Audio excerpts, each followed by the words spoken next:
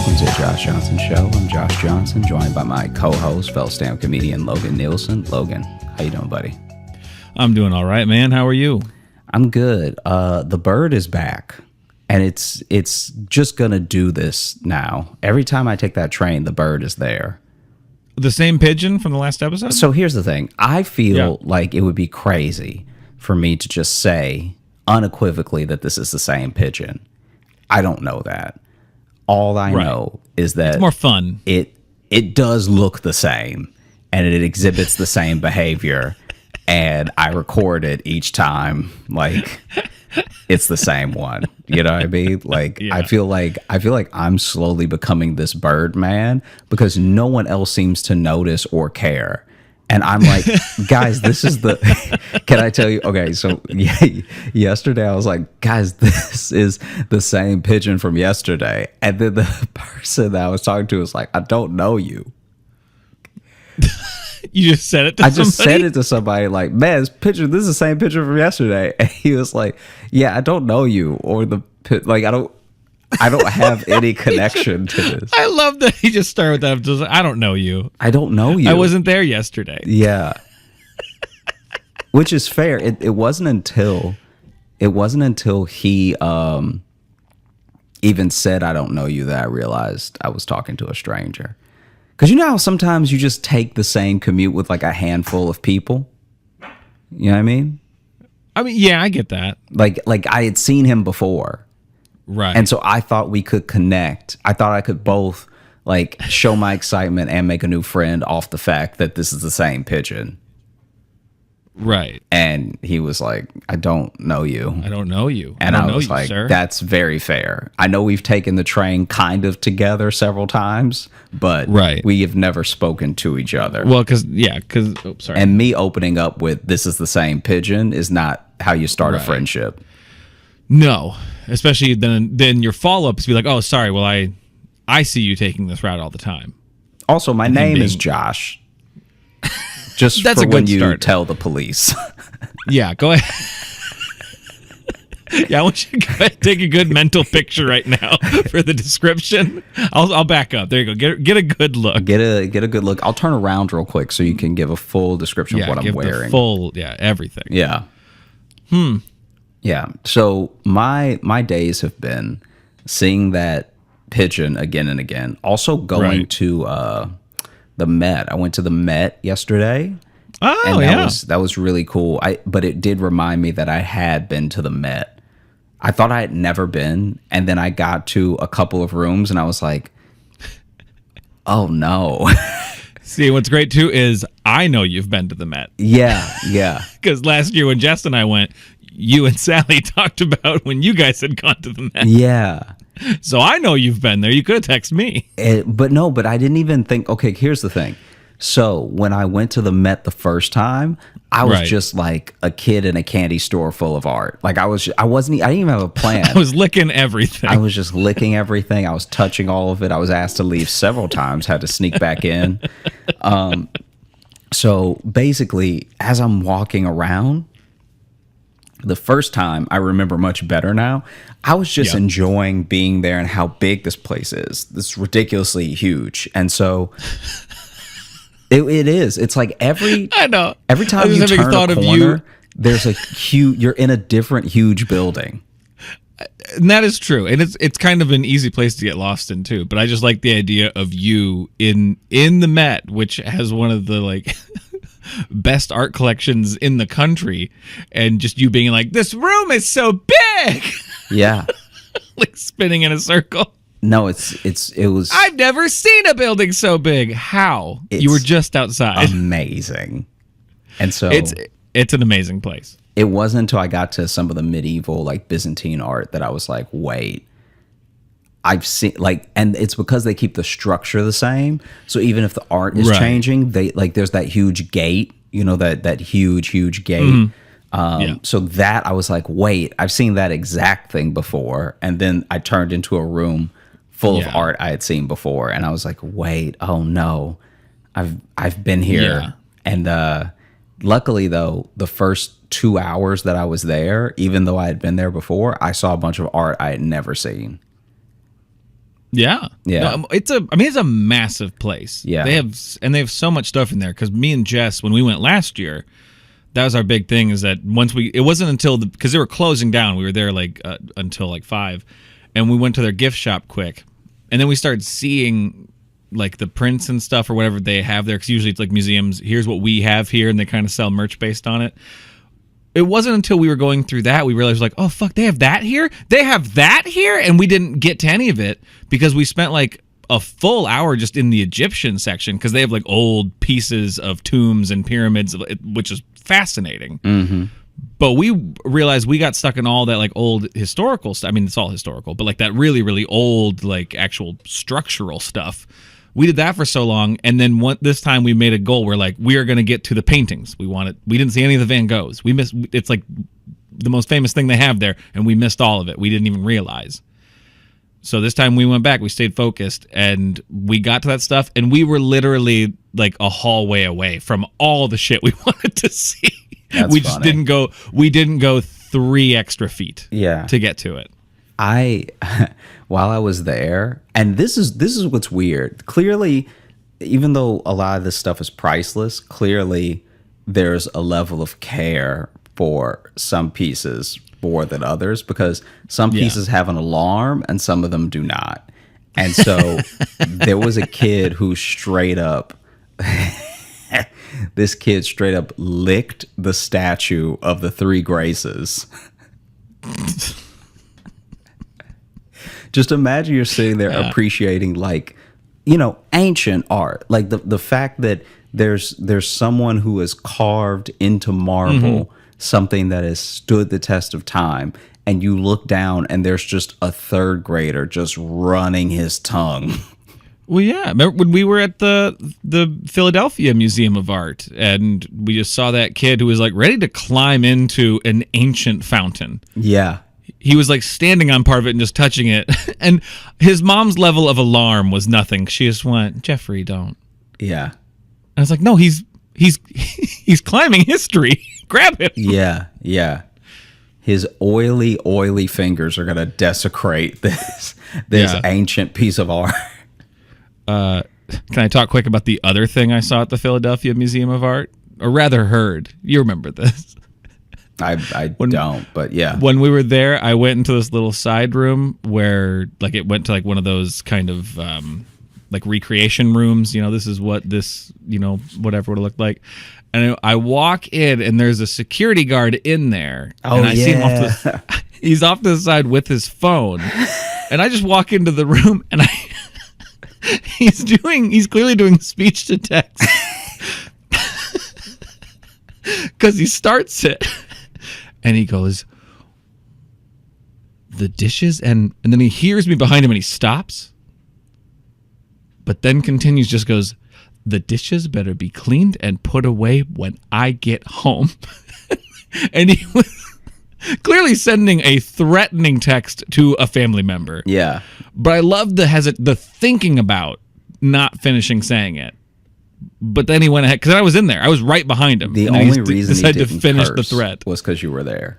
That's probably the gap was probably Yeah. Because because then later when I lost you, I found him. So then you were like gone. You were like, because every major cities of art museum is usually just huge. So like the Art Institute in Chicago is huge. Philadelphia Museum of Art, the Virginia Fine Arts Museum, all like take days to get through. Like, and that's only if you're trying to just look, much less read what the artist was doing when they made the piece.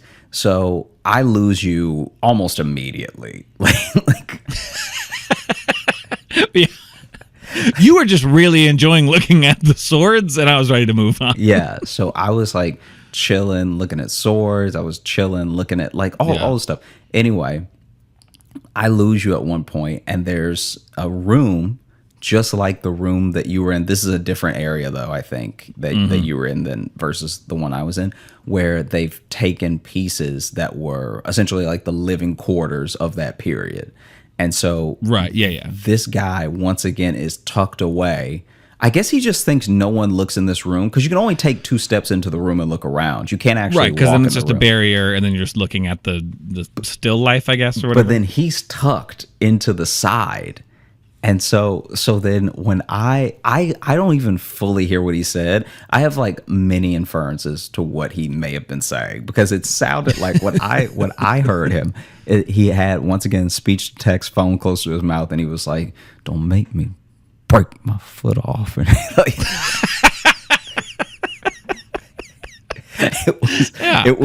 it was like the same like through the teeth thing that I imagine you heard, but it was even more mumbly. So it wasn't like the dishes whatever. It was like just one just amoeba of a threat, just like, "Don't make me take the back of your leg," and like it was just this poor security guard. He just wants to find a quiet corner to threaten his family. Yeah, that's all he wants to do. Yeah.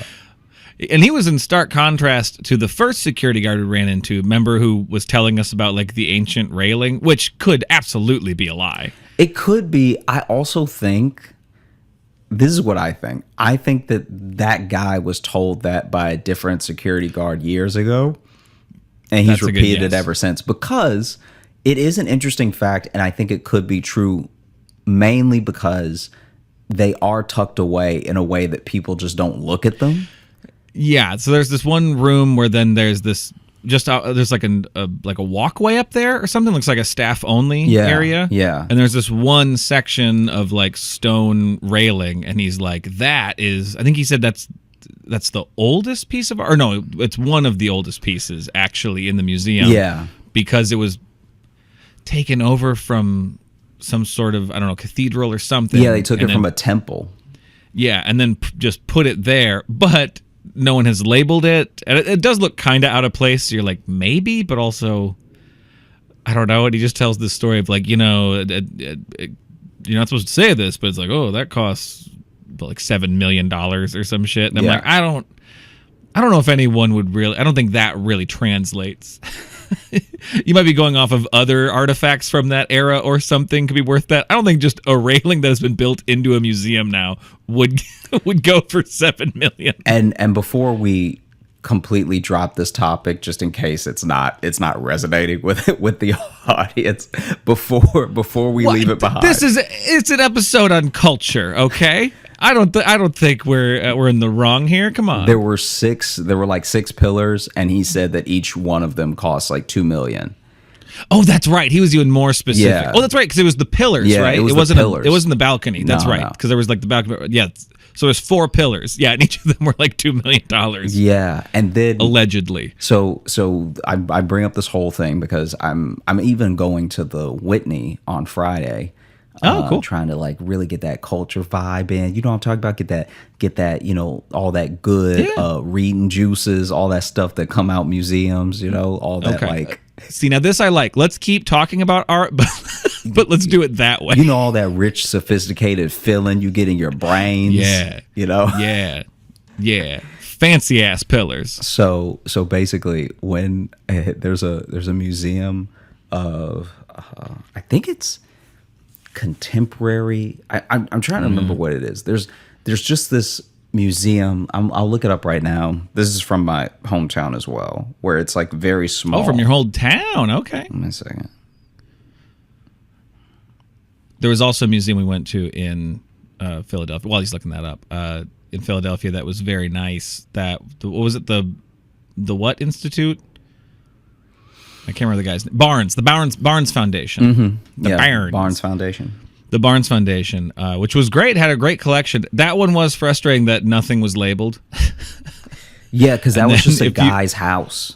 It was his private collection. So it was set up how it was always set up. Very cool museum, very worth going to. But they have this thing where you can scan the art to find out things about it, which we didn't really get to do because by the time I got there, Josh's phone was about dead, and it was draining mine quickly. And we were gonna have to Uber to a show that night, so we couldn't really get some good learning in. But we looked at everything. We looked the hell out of it. This does bother me that. So my hometown's museum is the Alexandria Museum of Art, and their website is This is chaos. Their website is themuseum.org. Whoa, they got it early, huh? They got it so early. And I can't imagine it's full of... The museum. I can't imagine it's full of stuff. God, it'd be great if you went there and it was like a still under construction, like clip art from like 2001. Because let's see. I mean, there can't be much in here because the price for adults is $5, which is accessible. I appreciate that, but that's good. Hell, with the art museum, I think we have in our town, I think is free. I think it's a give what you want situation. Anyway, so what we have. Why is the font like this? I don't know. Anyway, I can't see what you're looking at. I was trying to navigate what's there right now to see if this was a piece that's always been there. Anyway, there's a story that I heard about a kid on a field trip from a middle school that tripped, and this happens in some museums. Like I'll tell you about the other one in a minute. But he apparently tripped, and his head went like into a painting. So it fully, like he fully tore it with his forehead.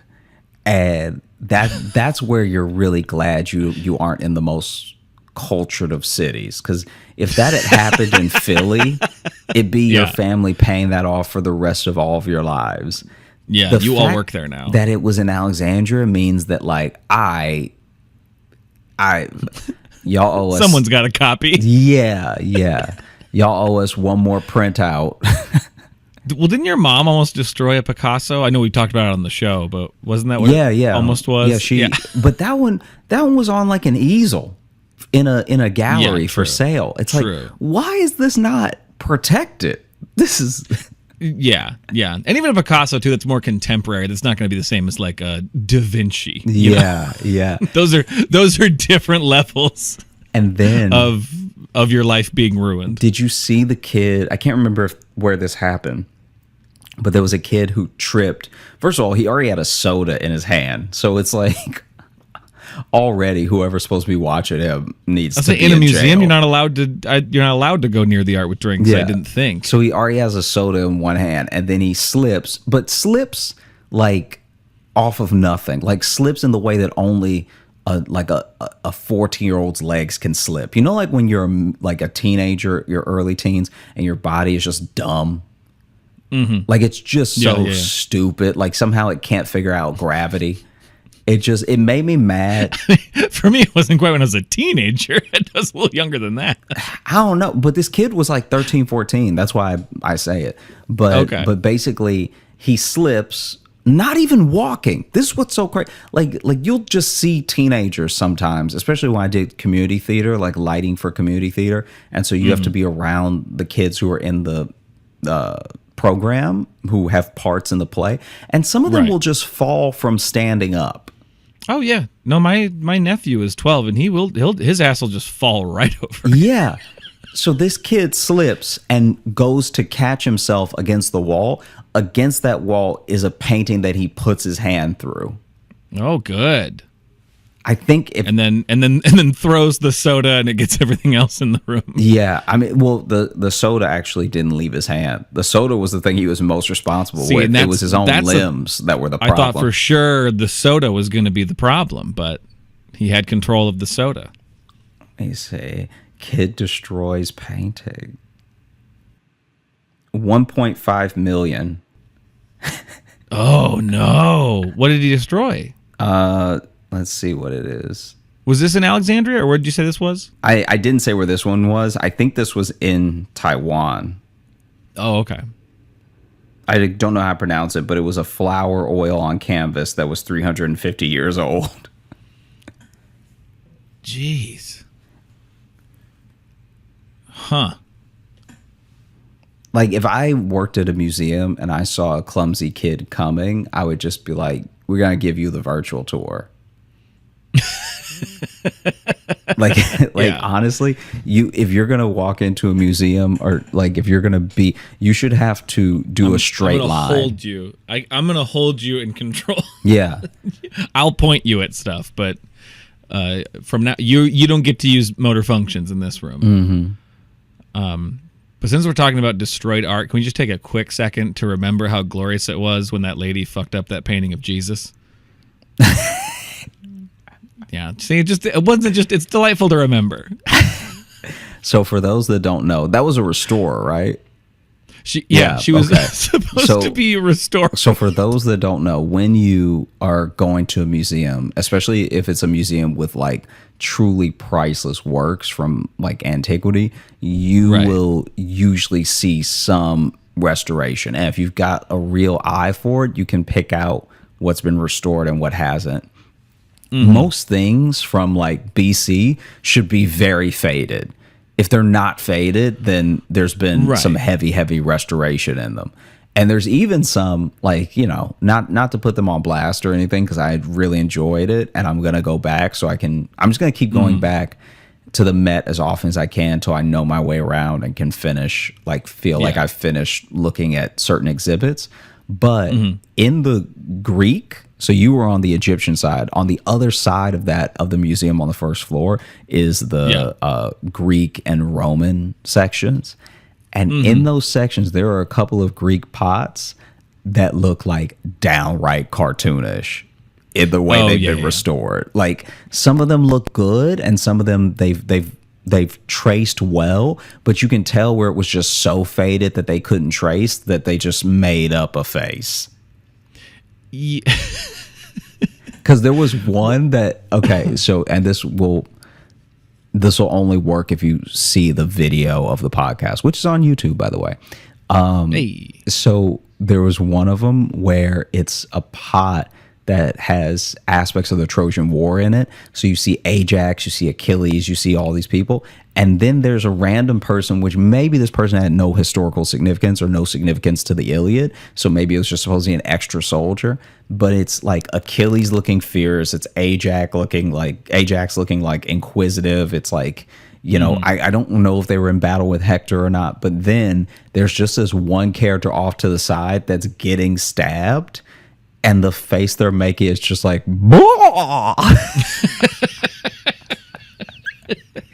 like the eyes are like too wide. The eyes are like, oh no!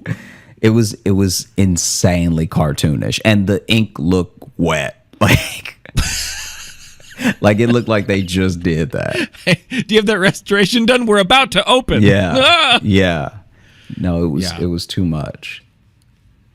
Yeah, because like most restoration is like, you know, cleaning and stuff, kind of trying to just spruce it up. But that Jesus that Jesus painting, she's like, let me just freehand it. let me go ahead and just wait. Let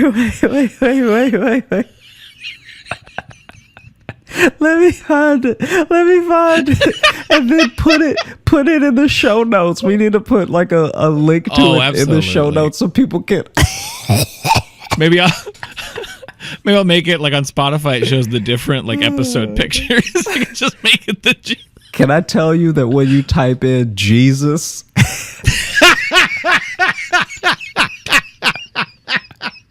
we're talking top 8 results is painting restoration. It was beautiful. Okay, all right. So that's a piece of art that I want to buy. Like, that's an interesting thing. Like, I'm not really a religious arts guy, but I would hang that on my wall in a second. Okay. I love how one of the first results in it when you look it up on YouTube is bungled restoration attempt destroys painting. And it's just, I'm assuming either someone who's upset or the restorer next to the painting like being interviewed. But just so you know, so you can follow along if you've clicked in the show notes or in the description of the YouTube video. What? No, a video? A link. Oh, I was just gonna put a picture of it somewhere. Okay, you'll have to send me this link then. Yeah, but if you, this is all neither here nor there. But basically, for them to see it, they'd have to click something in the bio of the episode, right? Yeah. Yeah. Okay. I think we're saying the same thing. No, I didn't know you were sending to a link to a video. I was just going to post the picture. Oh, yeah, I'm not sending a link to a video. I'm just saying early in the results on Google is when you go to Google Images, there's a video that's just like bungled restoration attempt. Yeah. It's funny, too, that they then just showed the world. I don't know. At that point, if she would have showed up with that restoration, I've been like, oh, oops, looks like we lost this one. Okay. So there's been a heist. For people looking at it right now, and for those of you who are yet to look at it, the initial one, you can tell it needs some restoration because there are whole pieces of the paint that have chipped off, and there's a lot of white in the overall painting that is just like indicative of aging. But now this is the original picture, not the messed up one. This is the original picture. The original picture. The original picture looks like the subject it's supposed to look and like. Jesus's head is tilted. You see the crown of thorns on his head, and it does look a little bit, whether from aging or from the original painting, it does look a bit like Jesus has been punched in the eye. All right, like that is he's really giving his good side hard. Right. And it's a bit thick. It's a bit fat. He's trying to look his best, but he's wearing the crown of thorns means he's having a no good, very bad day.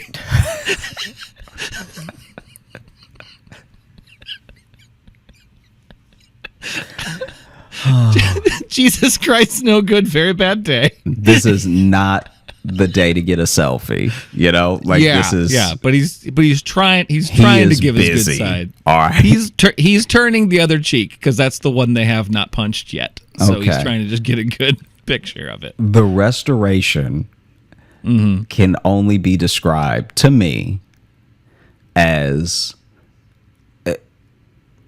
Elmo in blackface.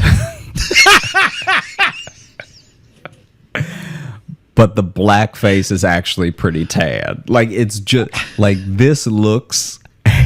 This is. I gotta bring it up. Now. The art is so bad that it looks a little racist. Like,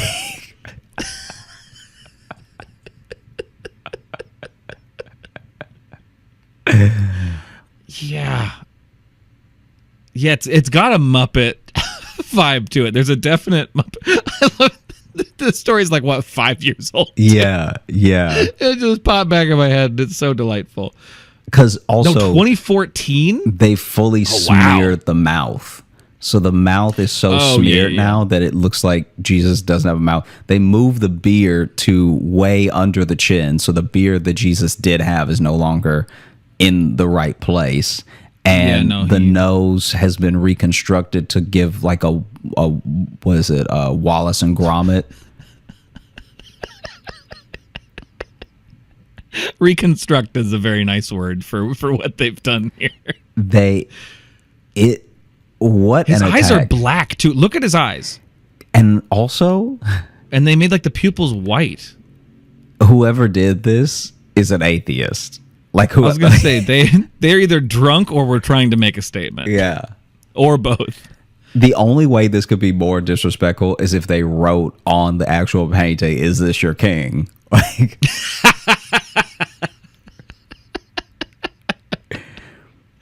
you know, maybe it's trying to put you in the moment. It's trying to actually take you back then, because like they didn't have glasses back then, so this painting is from the point of view of someone who can't see shit, and Jesus was right there, and they didn't know it. Not a lot of people do, perspective. We don't think about that a lot in religious art, Like,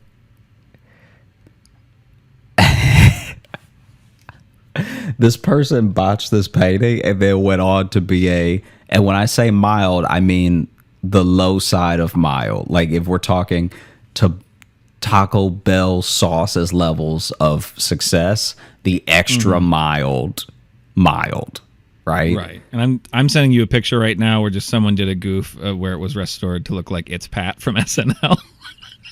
And it just made me laugh. That is funny. That's pretty good, right? I know these are all visual bits, but wow, that one entertained me. Well, that's I think that's the culture segment. We should actually call this episode, like in parentheses or in brackets, the episode should say visual companion. And then just have a link to everything we've talked about so people don't get lost. Yeah. No, I'll make a little, we'll have some things for people to look at. But yeah, no, this is the JJS audio tour is what this is. All right. One more. I would love to do that. I would love for us to record a tour for a museum. That's an episode maybe we should do. Just an episode. Man, this dude look like Gandalf. Yeah. Because Josh and I would say we do a 50-50 every time we go to a museum is us really discussing art we like and techniques we like. And then the other half is us just roasting the hell out of art and how people look in art. Okay. Wait. I'm sending this to you right now. And we'll just add this one to the list. This is another botched restoration. It's the botched Virgin Mary painting. I did see that one right underneath. If just to describe it for those of you, she looks like a thumb with eyes. Yeah. They gave her the full like Ermagerd.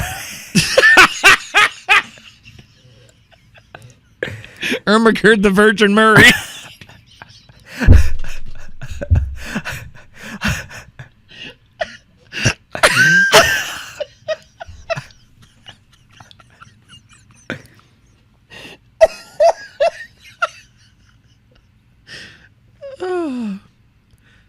Like, I don't like.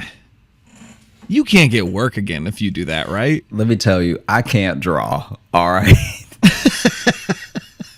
But I at least have the integrity to not take a job where it is my duty to redraw a master. Yeah. Because it looks like they asked me. It looks like they asked me, hey, can you restore this picture of Jesus and we need it done today? That's what you're going to get. Also, I'm very sorry. We don't have any more oil. You're going to have to use crayons. Yeah. And they're pretty filed down already. So good luck. Yeah. Can I tell you? Ooh. Someone send us some art that will restore. So when I tell me if you experienced anything like this. I'm trying to remember where this was, but when I was little, there was a kid who had the full box set of is it 128? I think it's 128 crayons with different colors with a pencil sharpener in the back. Mm-hmm. Do you remember that? Oh, absolutely. Okay. We had one of those, yeah. This kid was styling on everybody early in the year. Yeah. And by like the spring, maybe right before summer started, he had whittled down every crayon more than I can even, like, I honestly. Every crayon? Dude, every crayon. Because I think what he was doing was he just did not like any, this was his flex. Every time he popped that box of crayons open, they were all sharp. They were all like fully, like pinpoint sharp, ready to go. Gotcha. Fine point crayon coloring. Okay. And to his credit, he was actually like a pretty good at drawing. Like I remember looking at his drawings and being like, "Oh yeah, I can't do that." Like I was gonna say, if all of his crayons are filed down and then he's shit at drawing, then you've got like he's eating those. Yeah, he's sucking on those crayons, and so that's why they're so low. And so then this kid, this is wild. Okay, so then this kid has filed them down so much that they can't really, like, he lost one in the sharpener because it got too short to sharpen. So then he was just turning it with his thumb to try to like turn it and sharpen it, but then it just got stuck. There's no way to get it out now. Yeah, I was waiting to see if then like just cut his finger open or something. No, they made it so you couldn't do that. Listen, this is a Josh Johnson story. I'm not sure where the turn's coming, but I get ready. And so this kid had got to the point where all of his crayons, he finally had to take the paper off of each crayon because it was like they're whittled down that much. And he, by the end of that box of crayons, he just had a box of beads. Like he was literally rolling the crayon against the paper to get the color off and to color. And I had never, like, this kid was such a genius to me. It had never occurred to me that could even happen. Yeah. Like he was like fully just dragging the little beads of crayon across the paper, and then was like doing low key like 6-year-old masterpieces. Like that sounds like he got the most out of that pack more than anyone else. Yeah, because he had all those crayons and that sharpener. And listen, all of us who had it, usually it's like it's cool to bust out, and then you lose crayons, and then you get something stuck in the sharpener, and then you just kind of have like a loose pencil case of crayons because you're done with the box. This kid, though, sounds like he took care of that box, really used these crayons, and used them well. Do you remember the what was it? What was the company that made the really hardcore like number 2 pencil colored pencils? I mean, I think there's a bunch of them, but it may have still been Crayola. I have no idea, but basically. They make some, number 2 pencils. There was a kid who went to steal another kid's colored pencils, and this was like, obviously we're talking like playground rules. This is a no-go, right? This is like off jump. All right, you're getting touched up if you touch my colored pencils, much less try to steal the whole pack. You can ask, can I borrow that colored pencil? But you have to be prepared for the answer to be no. Yeah, I need that one. And so this kid swiped all the colored pencils off this kid's desk and started running, right? Damn. That's like, in middle school terms, that's like having sex with someone's wife.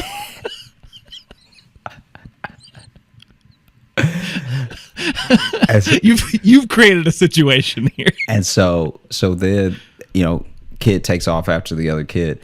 And we're already not the most coordinated because we're all young. But in a sometimes something happens where it pulls almost like a divine instinct out of you that you didn't know you had. And this kid, because he can't catch up to the kid that stole his colored pencils, he gets just close enough to him that he makes a big bet, and he just fully swipes one leg. Like, just like catches up to him enough to trip him. Swipes one leg. The kid who's got like the colored pencils, I'm trying to remember how he was holding them, had the colored pencils. Like, either, I can't remember if they were against his chest or all in his hands, but either way, he's holding them kind of like this, and he trips and lands on all like this. Of them. He means has them like in his hands over his chest for the listeners. Falls on them and double staked his chest. Completely just like really impales a couple pencils. See, I knew someone was going to get impaled soon. That's why I felt it with the crayon story. I felt it coming. I felt the chaos building. And then he rolled over. So he lands and he's like, oh, just from landing, right? He's like, you ever, remember when you were a kid and you get so hurt you didn't cry? You were like, I need to breathe through this situation. Like, you don't even. Yeah. You were stunned that feeling existed. Yeah. And so this kid rolls over and we just see a bunch of colored pencils like in him, right? Oh God. And not like deep, like he's not gonna die or anything, but just like really they stuck. They were sharp. And so then he rolls over and the kid who was chasing him turns around and was like, you could keep him. Just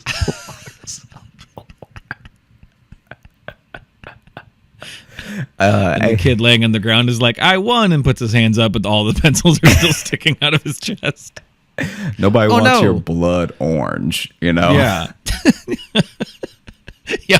Sorry. All of these, the color is blood now. Yeah. It's not green anymore. That's blood. Yeah. You've made this pack all one color now. Oh man. Just to keep our very classy episode going. No, I'm not gonna tell that one. I'm gonna wait. Wait. No, come on.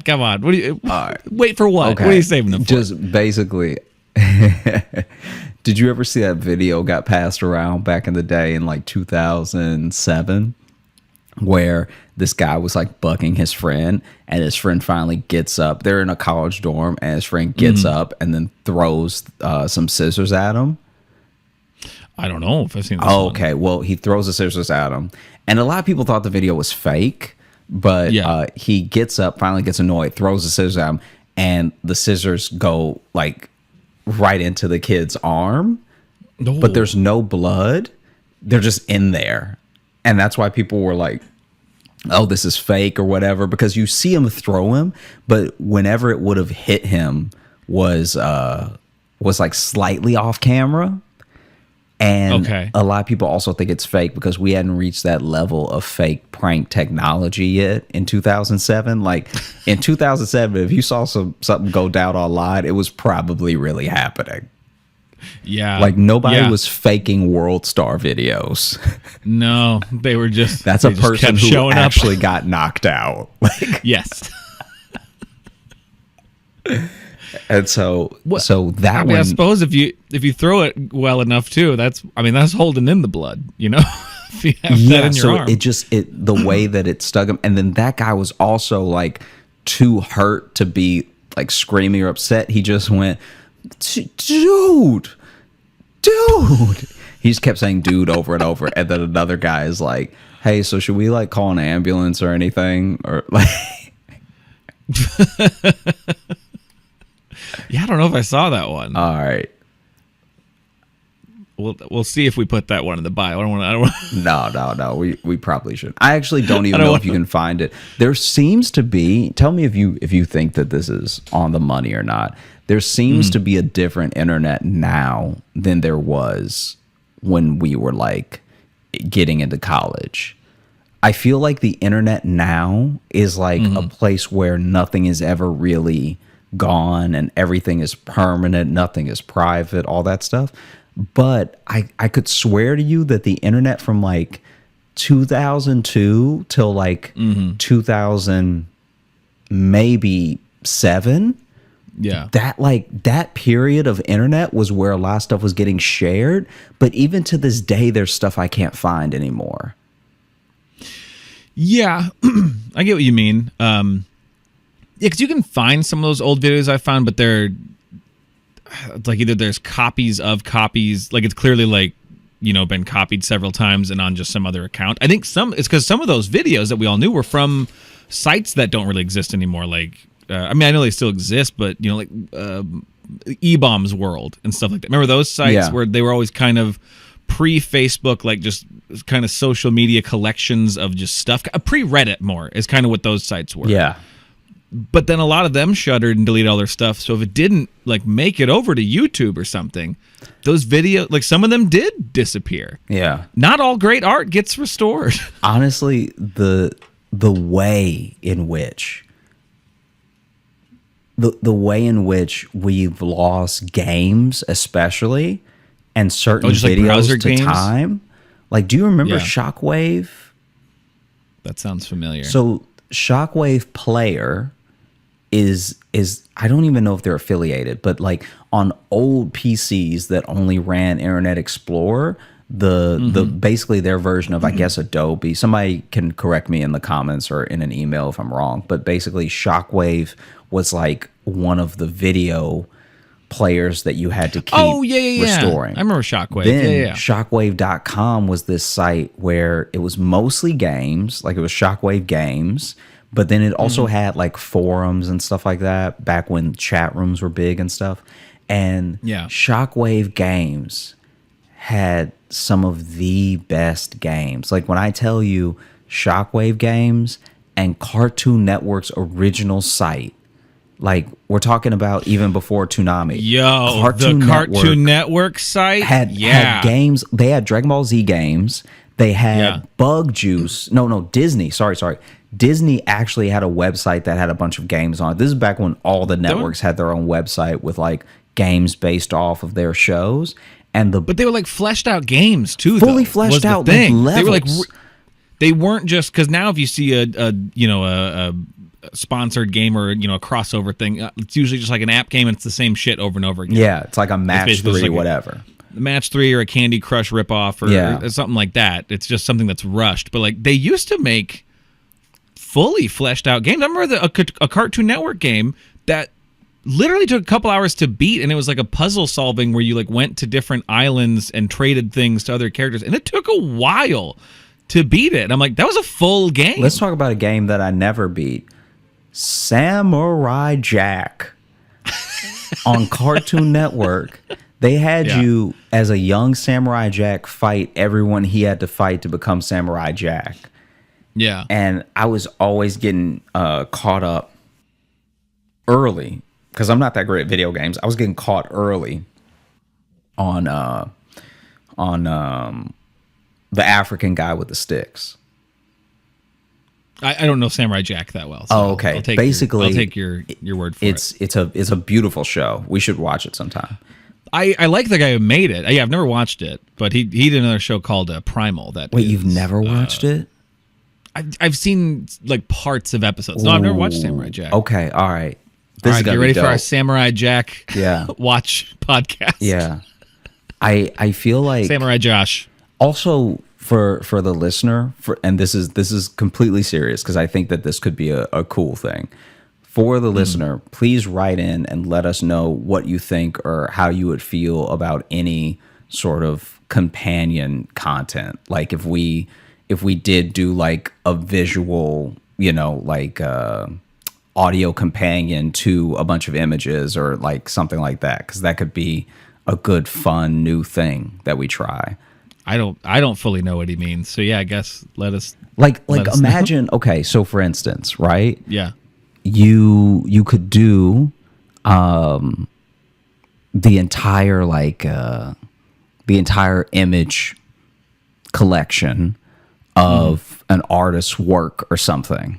You know what I mean? Yeah. So then in the show notes, we're just, this image is like, time stamped like this. We talk about this one first, this one second, whatever. And then I think that there could be something fun about, like, let's say we were to watch Rise of the Young Wolf. Is that a Samurai Jack episode? Ouch. What is that? That is the air hockey documentary that we watched together. I forgot about that. Yeah. I mean, I think what you're describing is a reaction video. Kind of like a reaction video, but yeah, in pieces. I think that's what you're describing is just a more well edited kind of reaction video. Mm-hmm. But we could release just a commentary for it. The special commentary. Go watch Rise of the Young Wolf, and here's our commentary track for it. Oh no! I like that. Oh, there's a fly. Yeah. This one's all over the place. Because first it was art, then Flash games. Then I think we just had a work meeting for a second there. No, that's my bad. Well, I didn't know. I didn't know if it would translate into something worth asking people. But ending the whole thought on reaction video means probably not.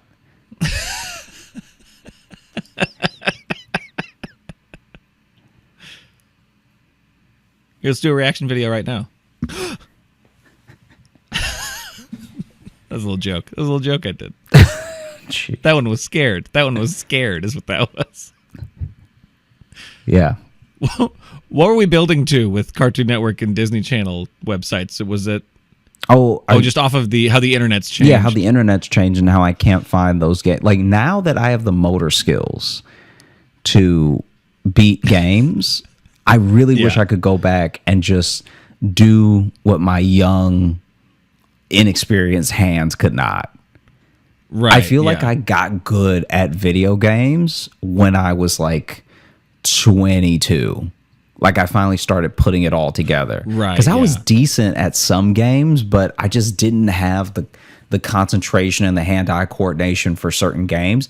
And then sure enough, at like right around like 23, I'd be chilling with Jacob and we'd play something and I'd be like, oh, it's all clicking somehow now. But that's deceiving, though, because I feel like I've had it both ways with old games where you go back and then you can just beat it, actually. And I'm kind of like, oh, this is the game I had so much trouble with. But then there are still some old games and I'm like, this is stupid hard. Yeah. It's still really hard. That's how I feel about Tapper. When I watch you play Tapper, Yeah. Wait, arcade games though were designed to be hard because they wanted to just keep putting coins in. So certain arcade games get to a point where you truly just can't win, but they just want you to keep feeding money. Mm-hmm. It's to make you feel good enough, but I'm pretty good at Tapper too. Just putting that out there. Just wanted to end on the important point, which is that I'm pretty good at Tapper. That's a fun one to play because it's got a different controller system. What are we doing now?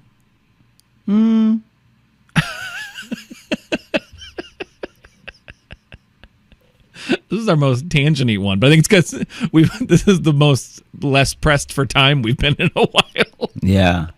To fit an episode in. Yeah, this is what happens when we actually have all day to chat.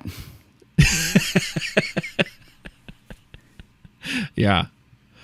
Anything else on art, or should I get the mailbag?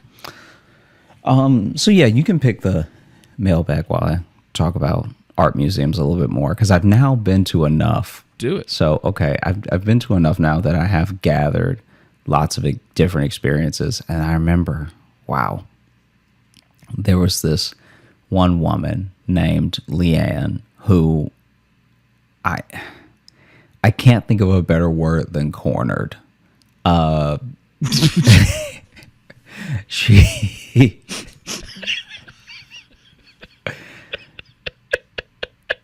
truly and fundamentally cornered me in the abstract expression section of the museum, and was just telling me about her day. Oh, see, but now this kind of sounds like a Josh Johnson dream come true, though. You would think so, but not only was her day not good, like, I'm all about getting to know people, in like an organic way or anything. I think it's a different energy when no one wants to hear what you're about to say, and so you corner a person and tell them, because I was like, oh, okay, like she was telling me about how she had to go to court and like all this stuff, and I was like, oh no, well, I hope that works out, and best of luck in your claim. I in my head I'm like, I got nothing for you. Like I don't fully understand, because she was also trying to explain. Good luck with your claim. Well, she was trying to explain to me what she was trying to sue for, and I get that. I also didn't get it. So I was like, oh yeah, I guess. But this isn't checking in with a person to get advice. It's also not a time where you're like, I need to air this out to a person for feedback. This is just like, oh man, all right, this guy's by himself. And yeah. And so then, which I really respect this about her, because this is where it becomes your nightmare. So I'm like, oh, well, I hope that everything goes well. And, I even think I said it was great talking to you. And I start to move. And she just follows me. Like, she just follows me and keeps talking. And I didn't think it was an option. Like, I didn't think... You thought surely she won't come with me. Because usually when there's someone that's the security of the museum that's like, oh, don't touch the painting or whatever, they're usually confined to an area. Right, yeah. But she is leaving her post.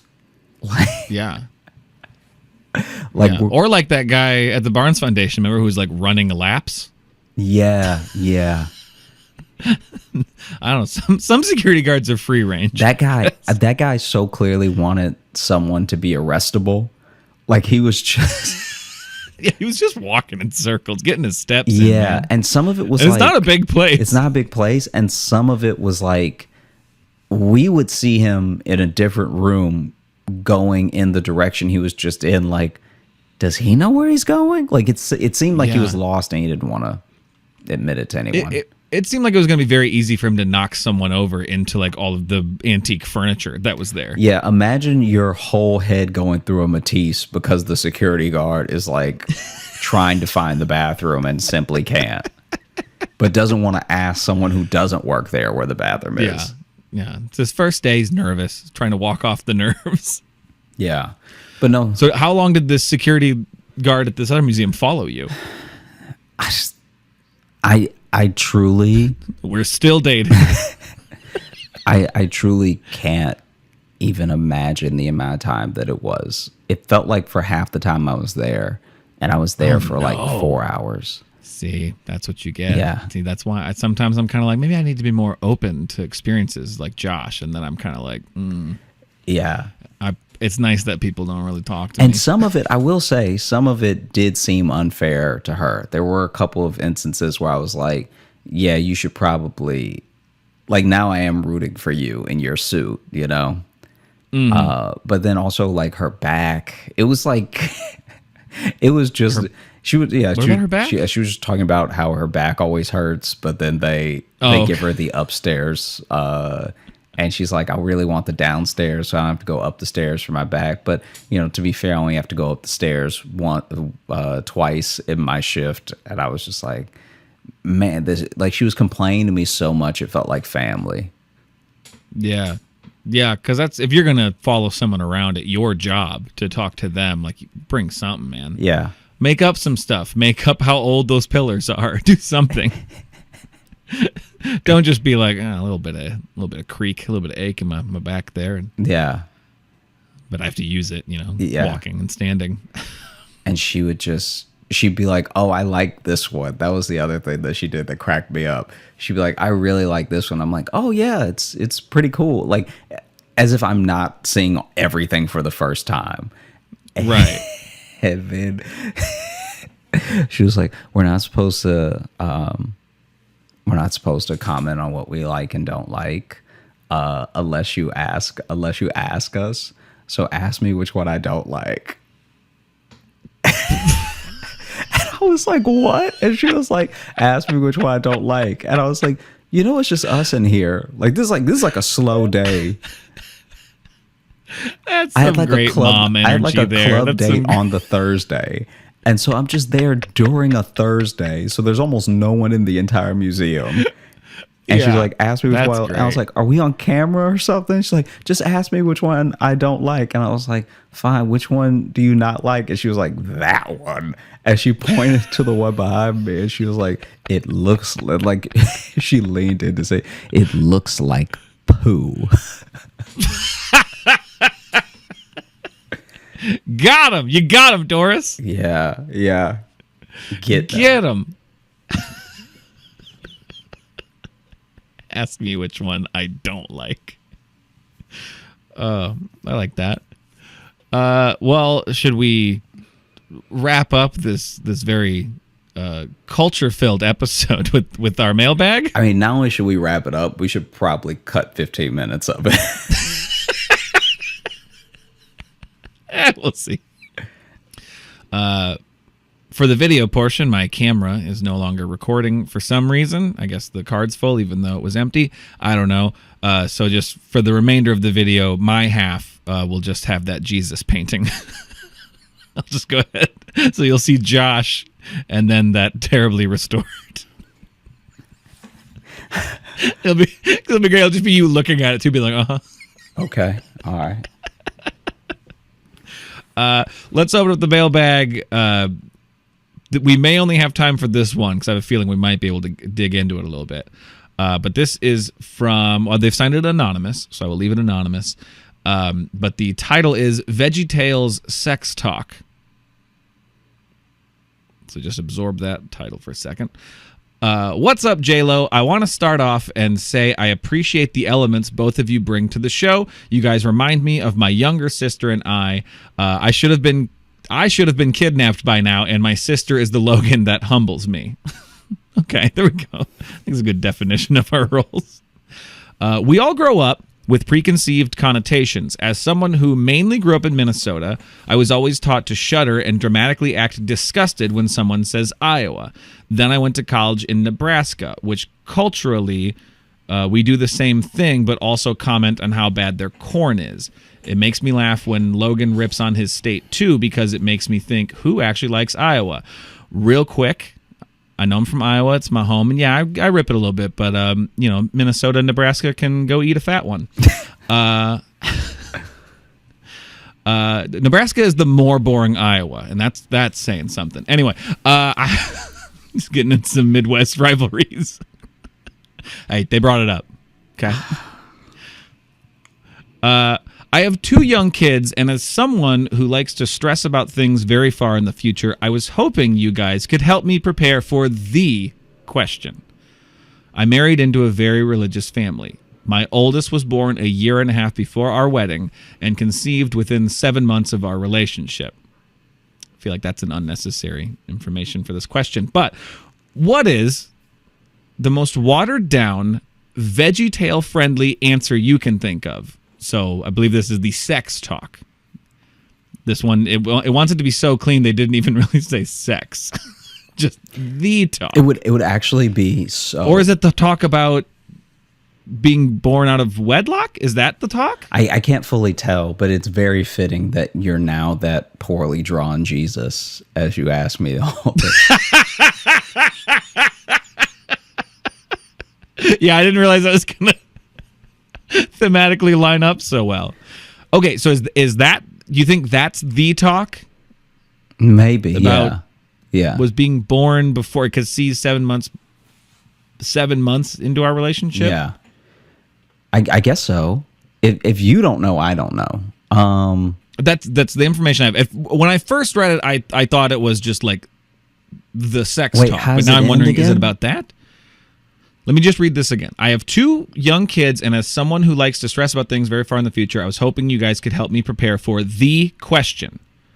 I married into a very religious family. My oldest was born a year and a half before our wedding and conceived within 7 months of our relationship. What is the most watered-down, VeggieTale-friendly answer you can think of? So the question is not posed. The question is implied. But then the follow-up information makes me think it's a different question. Okay, so I'm just going to answer it as if it's the talk. So the sex talk? Yeah. So okay. When a cucumber 7 months after a mommy and daddy meet. Yeah. Sorry, go ahead, 2 years. Yeah, when a cucumber and a tomato are very much in love, they decide to make a salad.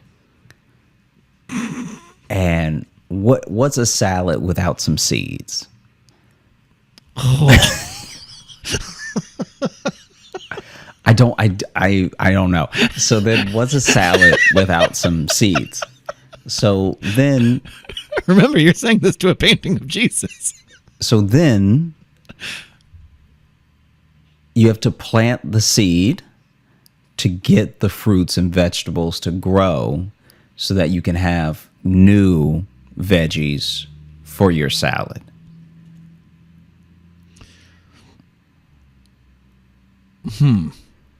I feel like that's pretty good because even VeggieTales doesn't cover it.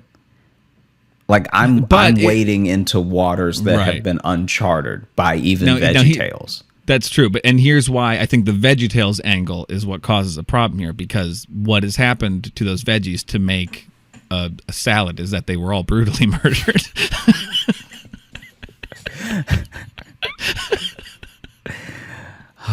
You got to chop them up, so that's sending a mixed signal already. Yeah. Now we've just created a confusing bedtime story to scare children. You know what? Yeah, that's my bad. No. I think that was a good. No, actually, honestly, I've never heard the salad metaphor, and I think it actually kind of works. Seed's got a double connotation that I don't love, but sometimes you just want some seed. No, I like that. That's better than, honestly, that's better than most sex talks, I think, what you just did. Because there was no bim bims and woo woos and whatever else that people try to use to replace body parts. I think you actually did. I thought we were going to need to really work this out. I think you nailed it in one. That's very kind.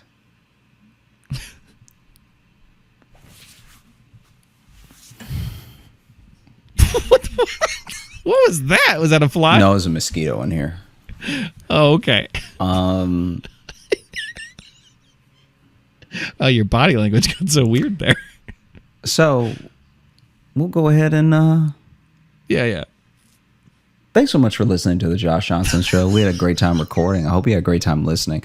If you are looking to catch up with us on any of the socials, you can find me at Josh Johnson Comedy on Instagram, Josh Johnson on Twitter, Josh J Comedy on Facebook, and Josh Johnson Comedy on TikTok and YouTube, where we post clips of the show. And if you're looking for Logan, You can follow me on Instagram at Logan M. Nielsen. And if you want to get into the mailbag to ask us perplexing questions, vegetable-themed questions, you can email us, joshjohnsonshow@gmail.com. And if you want some of our bonus art, I'll call it, go on over to our Patreon. That's patreon.com/Josh Johnson Show, where we have bonus podcasts and some video stuff and access to live shows and old live show replays. And speaking of live shows, Josh and I will be performing together next week in Phoenix, Arizona, September 15th and 16th.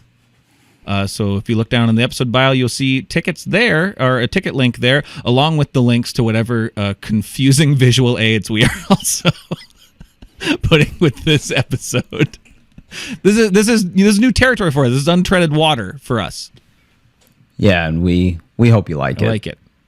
Or uncharted water. Untreaded. You don't tread water. I guess, can you? Yeah, but you shouldn't be. Yes, but it's frowned upon. Yeah. Charter the water. Charter it. It's probably smarter to charter it.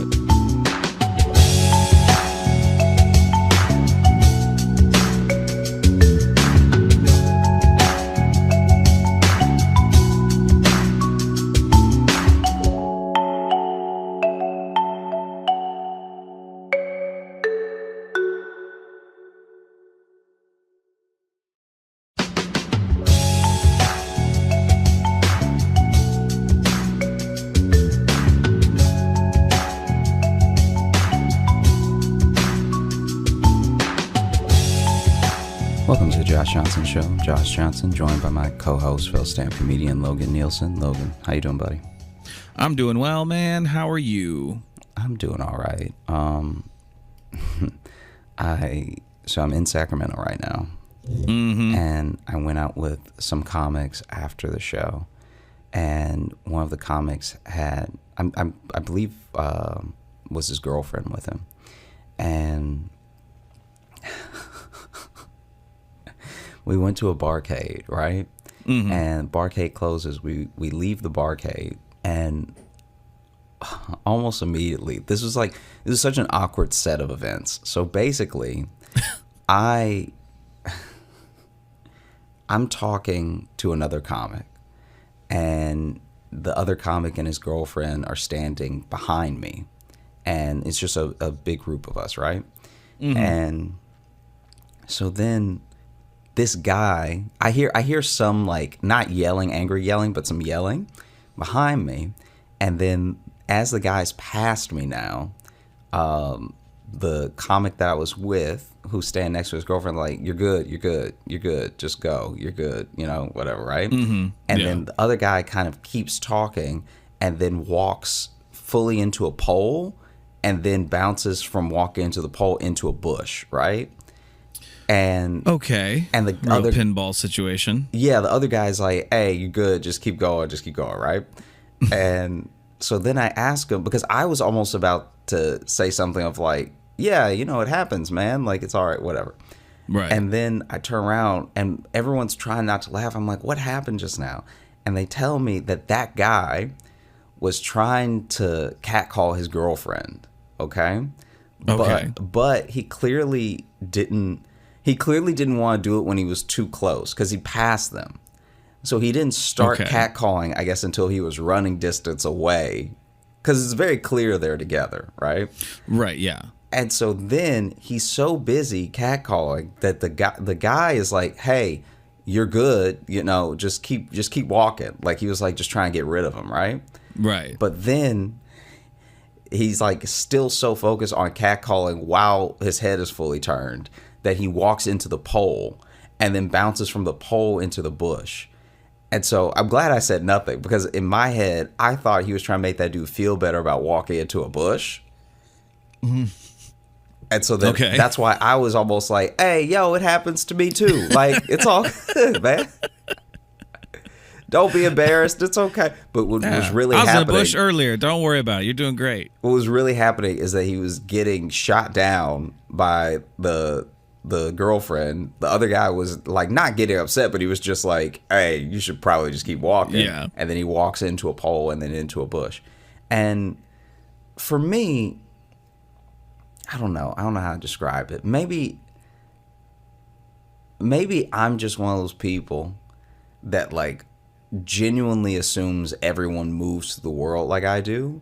And so then I just saw a guy. I forgot he was connected to the yelling that I heard before. I just saw a guy walk into a pole pretty hard. Mm-hmm. And then walk into a bush as he tried to recover. Right. You know? And so for a second, my heart went out for him, and then I was like, "Oh, you could have avoided this entire thing." Right. Because I almost thought they knew each other. Because it was like, "Hey, you good? Yeah, you good?" Like, because he's being cheery about it. So it's right, he's not like, "Hey, you good? Keep moving." He was just like, you good? Yeah. I mean, but this ties again into what we were talking about last week, with how these situations just find you. Well, also, and right there, even be in a group. Be in a group, and the situation will find you. Be in a group in that, but also, like you said, maybe that's part of it too. Is your perception of it is always a little different, because right away you were just like, oh, another silly cartoon man in a bush. Yeah. No, it's also one of those things where I'm starting to like when we were out and that happened. I'm starting to see how situations pop off, because the guy was also, the comic was like, one of the reasons I was just trying to get rid of him as soon as possible is that in this area, you never know who has a gun, you know? Yeah, sure. And I was like, and by this area, you mean America. Sure. that goes for any space anywhere. And I'm not going to lie to you, man, it did get me thinking. Almost immediately, it got me thinking about how like if you were embarrassed, if I walked into a bush mm-hmm. and I had a gun, I think that just to like a gun is such a social reset that I think that if I walked into a pole and then a bush, I think I would just fire off the gun, because then everybody's forgetting that I walked into a pole and then a bush. You know what I mean? It's almost a gun is almost except the opposite of that Men in Black stick that makes people forget, because once you pull the gun out, no one remembers anything before the gun. It's just true adrenaline, you know? So if you had your fly down and somebody was like, "Oh, hey, your fly is down," and you were super embarrassed, you really just need to pull a gun out, and then like no one's thinking about your fly anymore. This would just be a good place for maybe a quick legal disclaimer of this is a satirical podcast. You should never pull out a gun to solve any situation ever. Josh Johnson or other employees of the Josh Johnson Show do not believe you should pull out a gun. But if you had a gun, mm-hmm. If you had a gun and then somebody was like, "There's spinach between your teeth," and you were just like, "Oh God." Fire one into the ceiling. I mean, a gun is a social reset. Is like a, I don't know, like a Nirvana lyric or something. That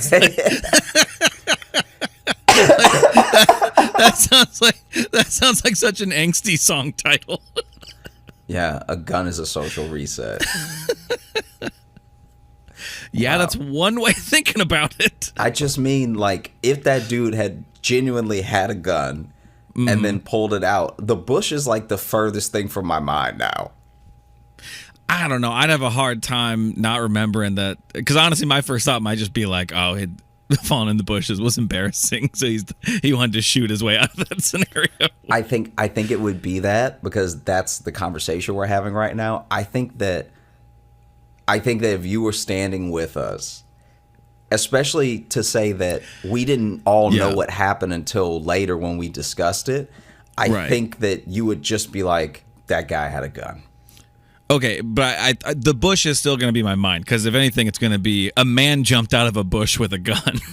Yeah, which is still no, it's still going to be not the original story, but it's still but the bush better will, for him too, because now he's jumped out of a bush with a gun instead of he walked into a bush, took a 10-second pause. Right. You could see him contemplating his life, and then he pulled out the gun. Fair. Yeah, a frazzled man fell out of a bush and he was armed. Yeah. So it had to make you wonder, where was he coming from? Had he just fought off the bush people? Yeah, that's true. Is he a hero? Why didn't he fire on them? Why is he Is this- firing at the air? Yeah. Is that bush some sort of, is it like a Lion Witch wardrobe situation? That bush leads to a different kingdom that needed to learn a lesson? Yeah, it just needed to be taught, needed to be checked. You could toss something. Yeah. Yeah. Yeah. They had to appreciate what they had in life.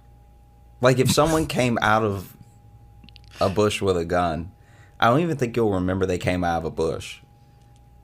You'll just be like, someone is firing. No, I disagree. If they come out of the bush, like, I am going to be like, even if I'm running away, I'm going to be like, that man from the bush has a gun. Like, the bush is going to be on my mind.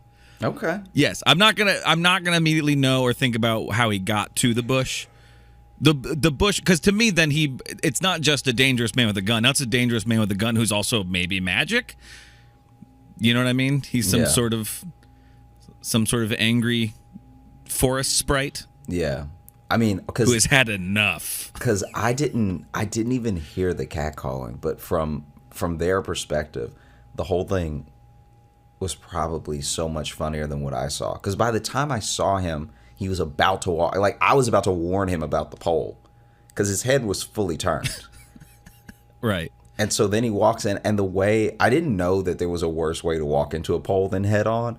If you walk into a pole when you just off of this one person, so I guess I don't have much data to go on, but if you walk into a pole while your head is completely turned, you definitely almost bite your tongue.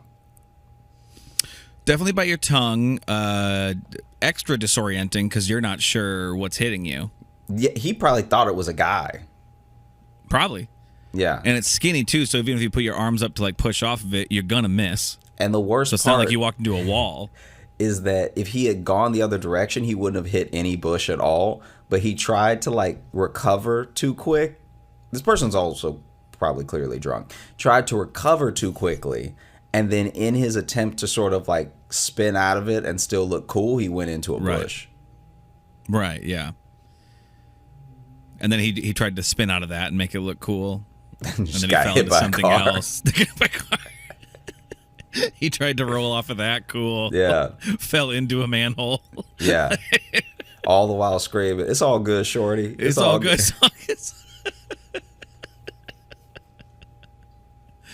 How are the shows so far in Sacramento? I know you got a couple more. Yeah, tonight. they're good. Yeah, so we have 2 more, and yeah, it's been fun, man.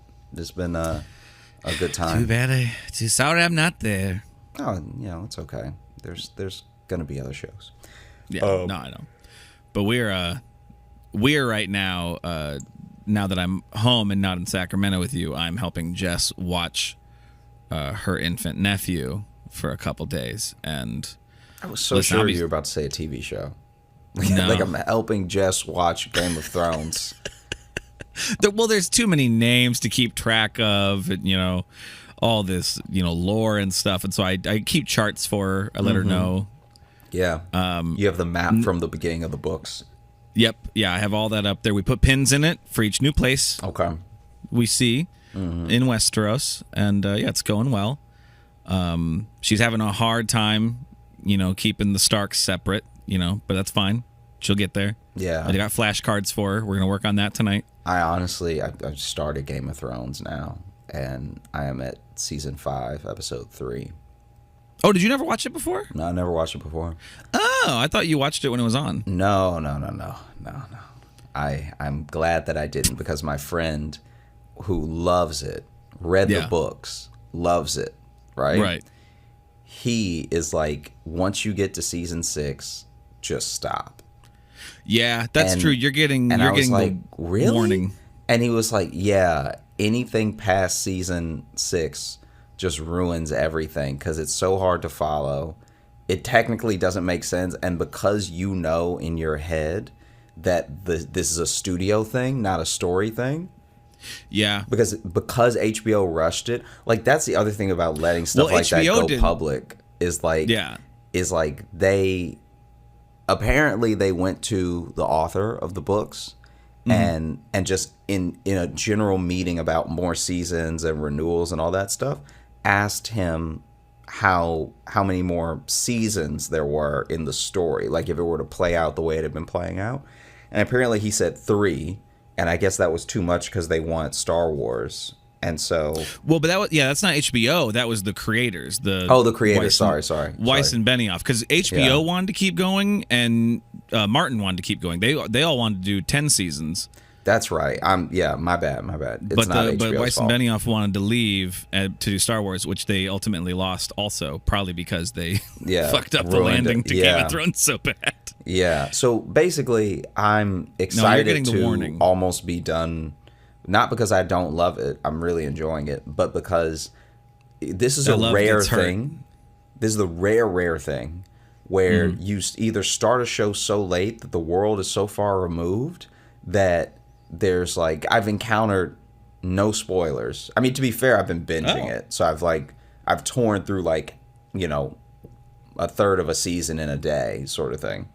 But also, the cool thing is that someone is giving me a warning that I definitely need to enjoy the overall thing more than some people who love it. That's what's so crazy. It's like, he loves it more than I do. Yeah, so you love it. Like, people love it way more. And here's the thing, and I fucking agree. Yeah, stop when you get to that point, because it ruins your love of the show. Wow. Like, it was like my favorite show, and that last season fucked it up so hard for me. Like, I don't care anymore. Like, I hardly it killed it in the social consciousness for a little while. We didn't no one wanted to talk about Game of Thrones for a few years. You know what's also funny about that, but what's almost good about that in a sense is that that's why I'm not encountering any spoilers, because everything. What's crazy? So I remember we were all so mad we stopped talking about it. Yeah, I remember being on tour early on when it was ending, right? Yeah. And so early on in the tour with Trevor, it was ending, and Trevor was waiting to watch the whole season. So he was hearing how people were getting mad, but he was like, oh, I'm just going to on a weekend where I'm off, binge the whole season, whatever. And everyone that I encountered, even when we would talk about it later, was so angry that there were no spoilers. Like, it was probably the angriest I've seen a lot of my chill friends that I never actually see upset. They were so mad that they actually couldn't spoil it because there was nothing coming out of their mouth but curse words. It wasn't even plot points. It wasn't even like people, because you know how I haven't watched the Harry Potter movies, and I've read I read up to the 5th book, and I think I'd just have to start again if I was going to get into it. Right. Because Sally's read them all, and I think she's watched all the movies. But just something I don't know, something with life, just after the 5th book, I just genuinely did not have time, and then years passed. But at least when people didn't like something in the movie, they talked about it. Right. People hated the ending of Game of Thrones so much that it was actually it was like everyone finding out they had a secret child with the worst person they'd ever met. You're not even getting the full story. You're literally just getting and how could that? Oh, no one was finishing sentences.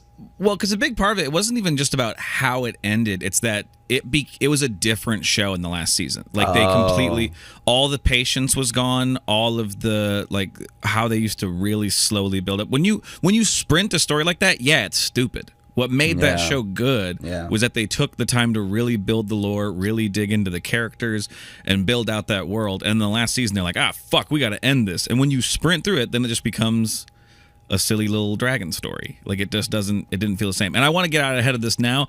I'm not going to read any emails about Game of Thrones. Just telling you that right now.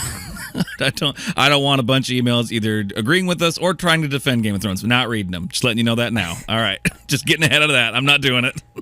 I mean, it would be funny to become a full Game of Thrones podcast. What a left turn that would be. That would be to be like.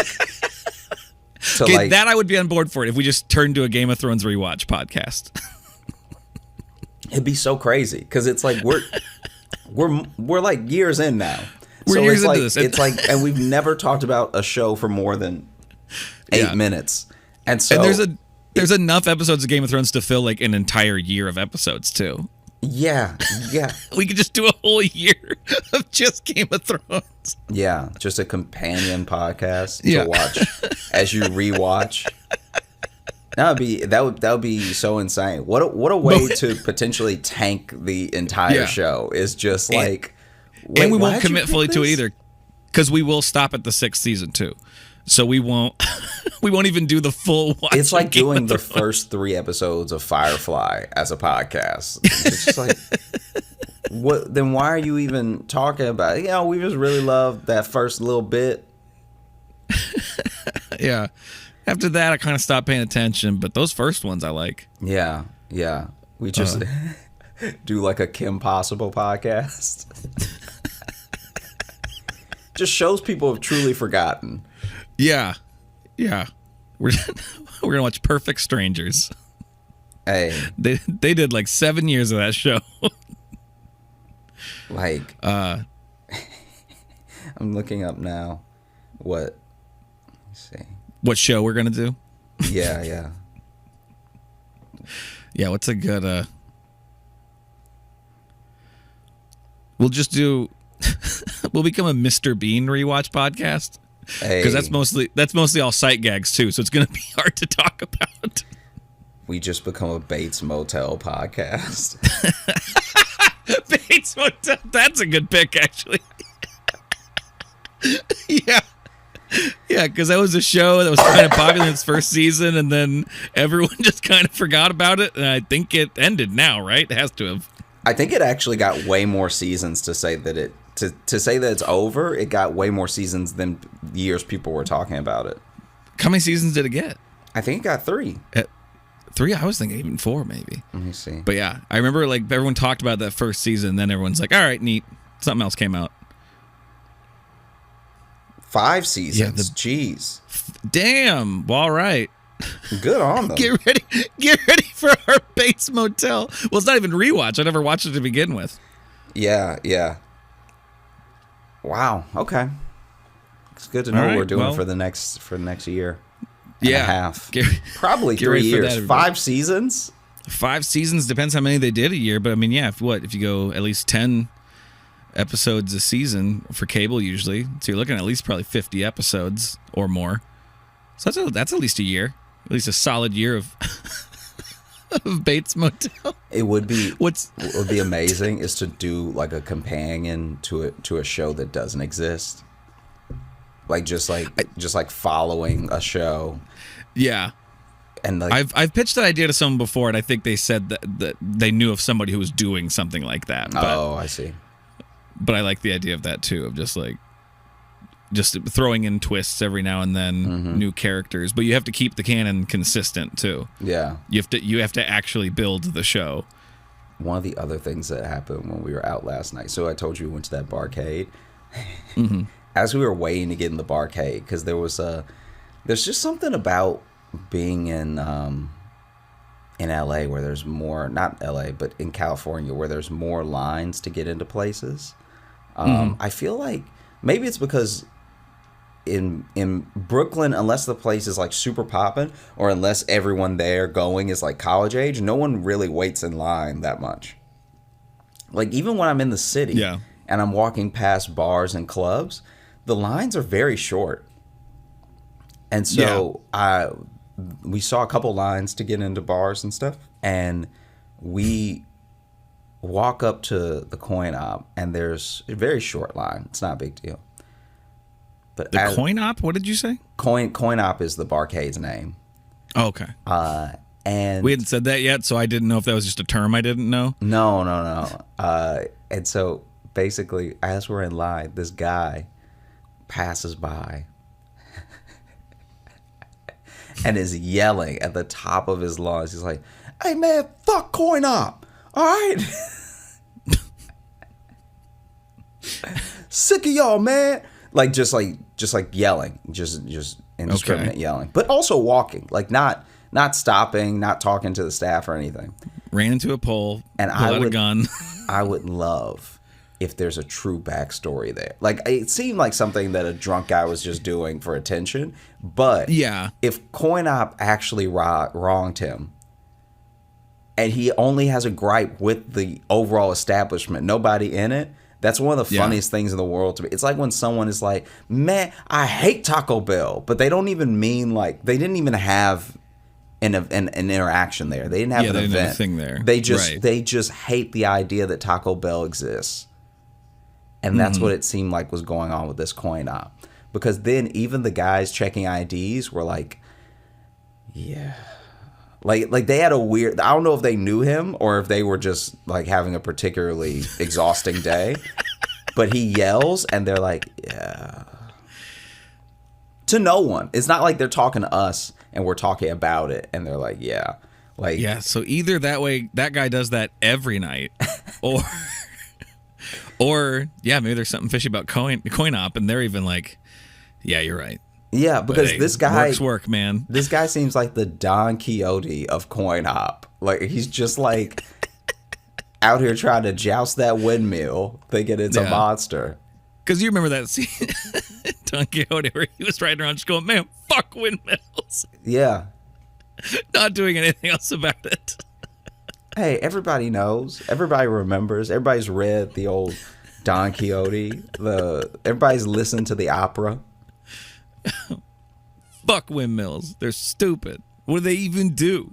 What do they even do? What do they even help with? You And know? then someone starts explaining to him what they do, and he's just like, man, just rides away. Man, I don't really like magic, so y'all Want can nothing keep to that. do with it. Fuck your windmills. I also like how I mentioned that we're currently watching a baby, and you had zero follow-up thoughts for that. Oh, it's just the way that you said baby. You took so long to say baby that I was like, this is a show. This is TV.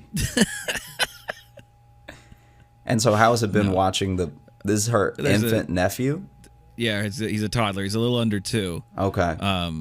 I mean, I'm exhausted, and I'll be honest, I've hardly done anything, but just like keeping you up or what's no, not even just having a child around just gives you a level of anxiety where it's your responsibility to keep it alive. Okay. I mean, I believe What? you. I believe you. What's weird about that? There's nothing weird about that. I guess I just mean, like, are you still stressed out if the baby's like sleeping? No, I was asleep also, but Oh, okay. no, but it's just like even today too. It's like Jess is with him, and she's like, "Oh, go do your work you gotta do," and I'm downstairs working. But that also means I'm actually she's gonna stop me every 10 minutes to come watch him while she does something else, which is okay. I see. I'm happy to help, but it's just like it's a constant. It's on your little mind. wrench in your day. Yeah, Yeah. like I just even when I'm trying to get to work on something, I still have to like. She'll still be like, honey. And I'm like, okay. And like, I don't blame her for that. If she needs help with something, I'm happy to help. But it is like, even that, you just can't actually have the time to go do the stuff you're normally doing. He's mostly chill, but like, even just watching it for a little bit today, like one of the YouTube shows that calms him down, just watching it, just like staring angrily at this cheery woman singing songs for children. And I'm like, I know it's a me problem. I know I'm the problem here. That's not what this lady's doing. Yeah.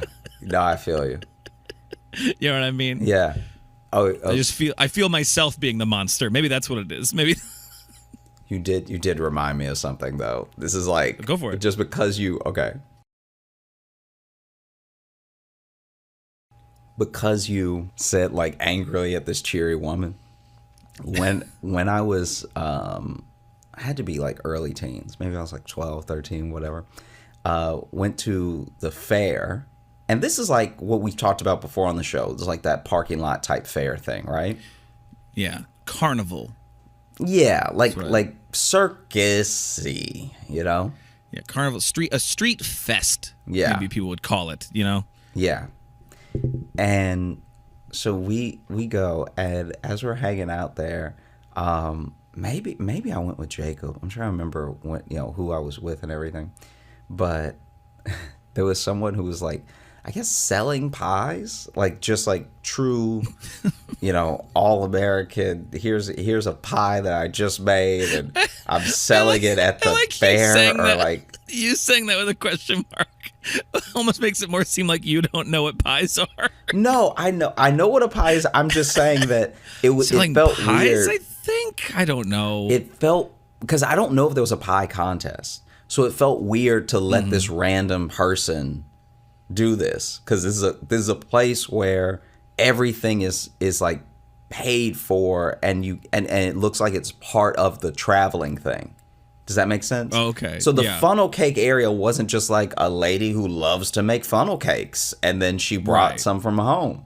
And so it felt a bit odd. It felt like a county fair thing was happening at a carnival. Okay. Does that make sense? I get you. Yeah, I feel you. I mean, it's a little bit of both. Like, it is a fair, so like, I guess good on them. Anyway, this lady is like she is so happy about her pies, and she's like barking for people to come, like taste a sample or get one of her pies or whatever, which already is not, to me, it's something. She's at like the heart area of the fair, and to me she should be near the parking lot, because like, who's gonna buy a pie and then walk around with it and do rides with it? Do you know what I mean? Especially like a full pie, full pie. And so in my head I'm like, hey, you're in, like, even as a young kid I was like, you should be where the cars are, where people are heading out, because then they I mean, maybe pie is driving food. Yeah, maybe she straight up just had done that before and realized, oh, people are full when they're leaving, so like, let me be at the heart of the whatever. Because you definitely can't try to get in at the front, because now nobody wants a pie now. Like, I haven't been on any rides. I don't have a fork. Like, this is... Here's the thing.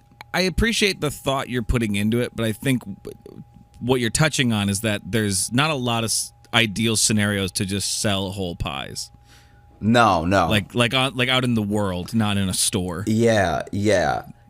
And there's too many variables. There's too many variables. It's just too messy, It's too messy. It's a cumbersome treat. And so and so she's like barking for people to, get the pies. And I think where she was near the hammer, where like the test your strength hammer. Yeah. Okay. So she was over there. So a lot of people were already gonna try, and maybe she planned that. Maybe she wanted to be where an attraction was that was gonna get a lot of foot traffic. But she's clearly getting on everybody's nerves, like hardcore, because she doesn't have a lot of slogans. So it's just the same thing, and she's yelling, and it's just the same thing over and over, right? Yeah. So even as you're in line to play the sledgehammer thing, you hear this woman like 52 times. Okay. It's just it's too repetitive, and what's happening is she's yelling at every person that passes instead of every so often. Because let the sign do the work. A sign is silent yelling. Yeah, sign is social yelling. A gun is a social reset. I'm just saying, if you see a billboard, someone might have screamed. They might as well have screamed. For the effect that it has on you.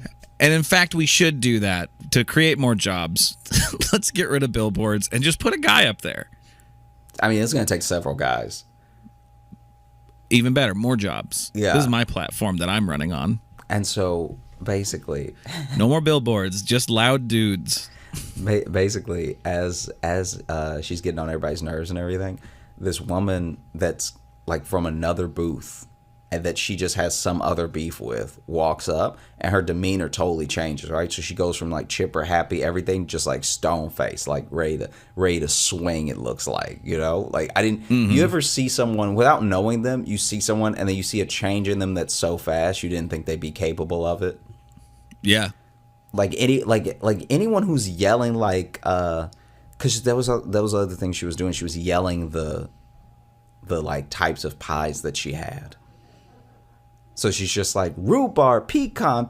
Like it was just, she had come up with a little rhythm for it, and it would have been cute to hear. Sounded once. like she was going to say pecan twice there. Yeah. I mean, I'm sure. Rhubarb, pecan, rhubarb. It's like she's got 2 pies there. Yeah, rhubarb, pecan, rhubarb, chocolate, pecan, rhubarb. But she had this like little rhythm to listing all the pies, Right. And so you see someone doing that with like a chipper face, and then when someone else walks up and their face just drops, right? So she over here, pecan, rhubarb, apple, chocolate, like, and then just nothing, right? Right. And then her and the other lady have words that are kind of quiet, like they're not yelling at each other or anything. But then pecan, rhubarb, pecan. Rhubarb, pecan, rhubarb, apple, cherry, rhubarb, pecan, rhubarb.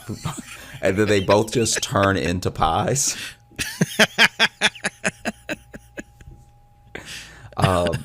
And so it's a pie witch. You know pie witches. Pie witches. Yeah, they go out there, and it makes you scared to eat the pie because you're like, is this a pie or is this a person? Is this a pie witch? And so then they're, quietly talking everything. And then the lady, this shouldn't make me laugh as much as it makes me laugh. But then the lady who walked over, who is having words with her,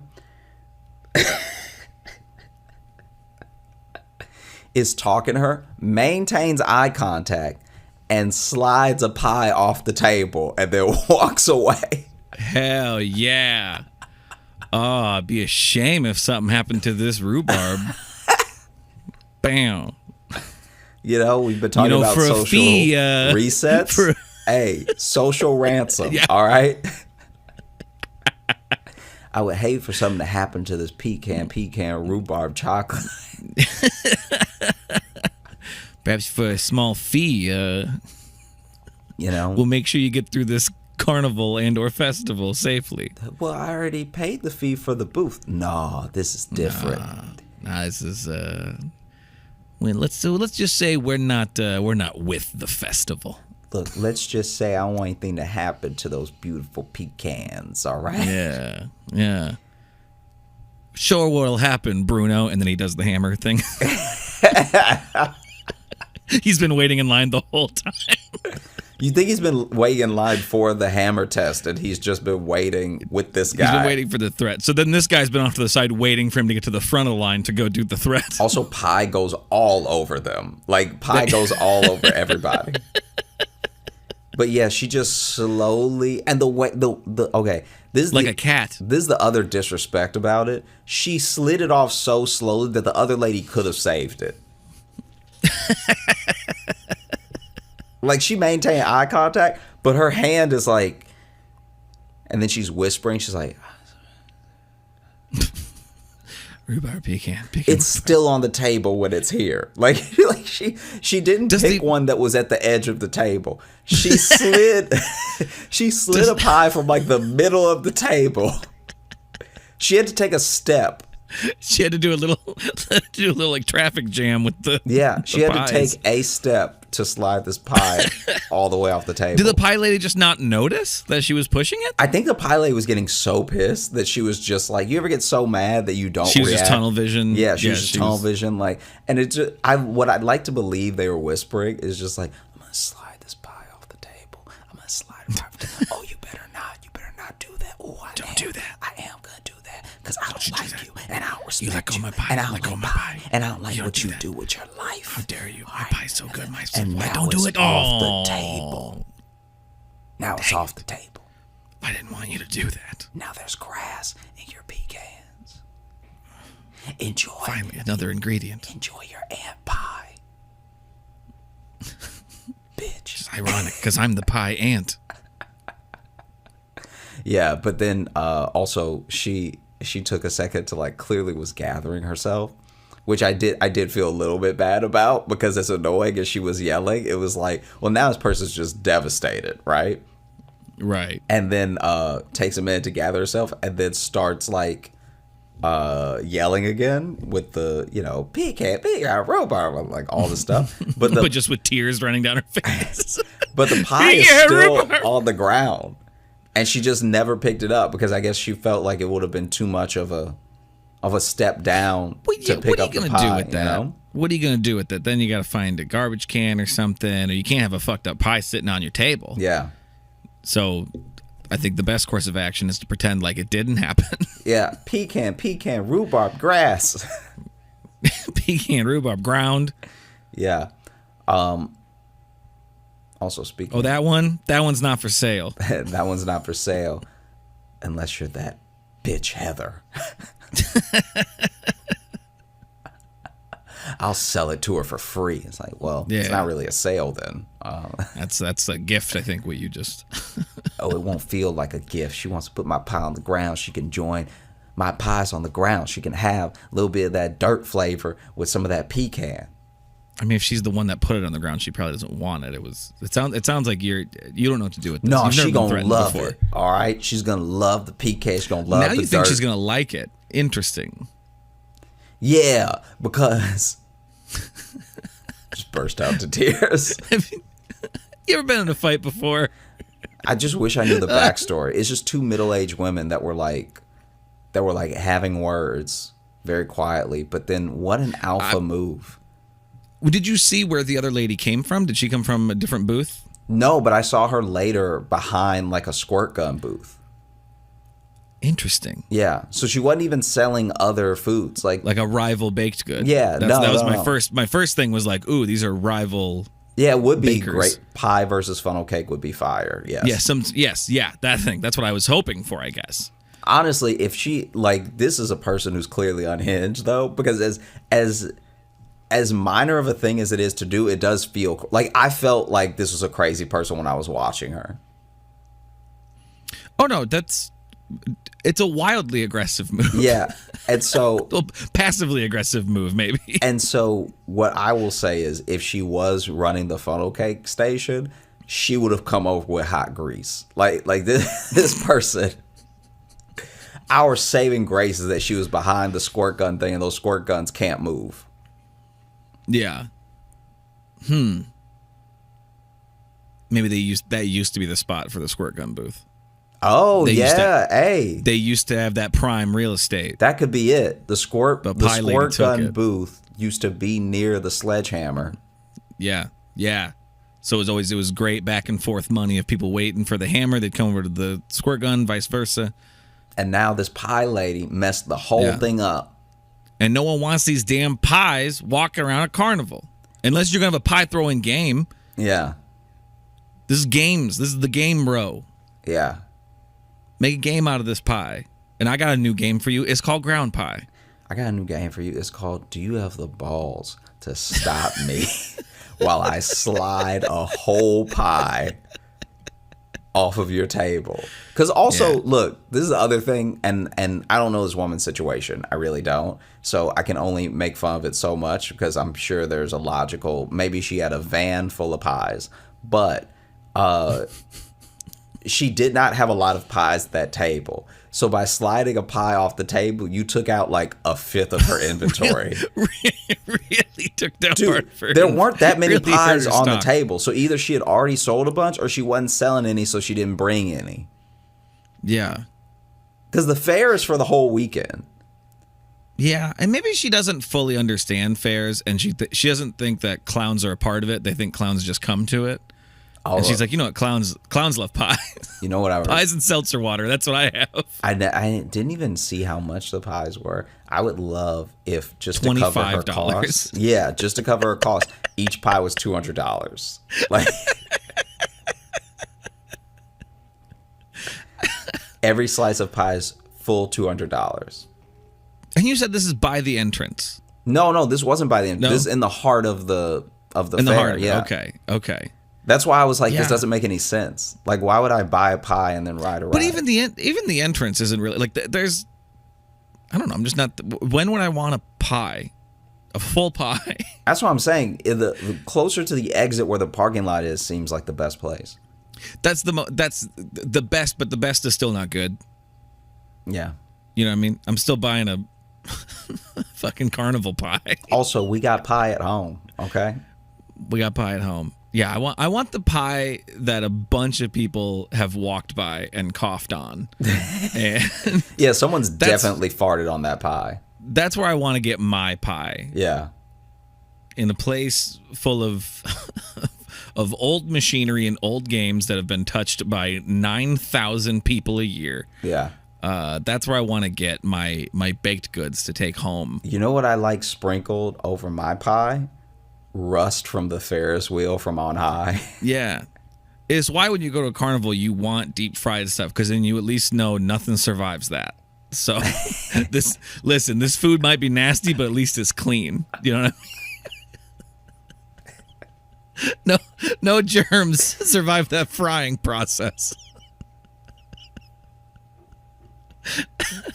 Tell me I'm wrong. I feel like that's not quite. I feel like you could still have dirty grease.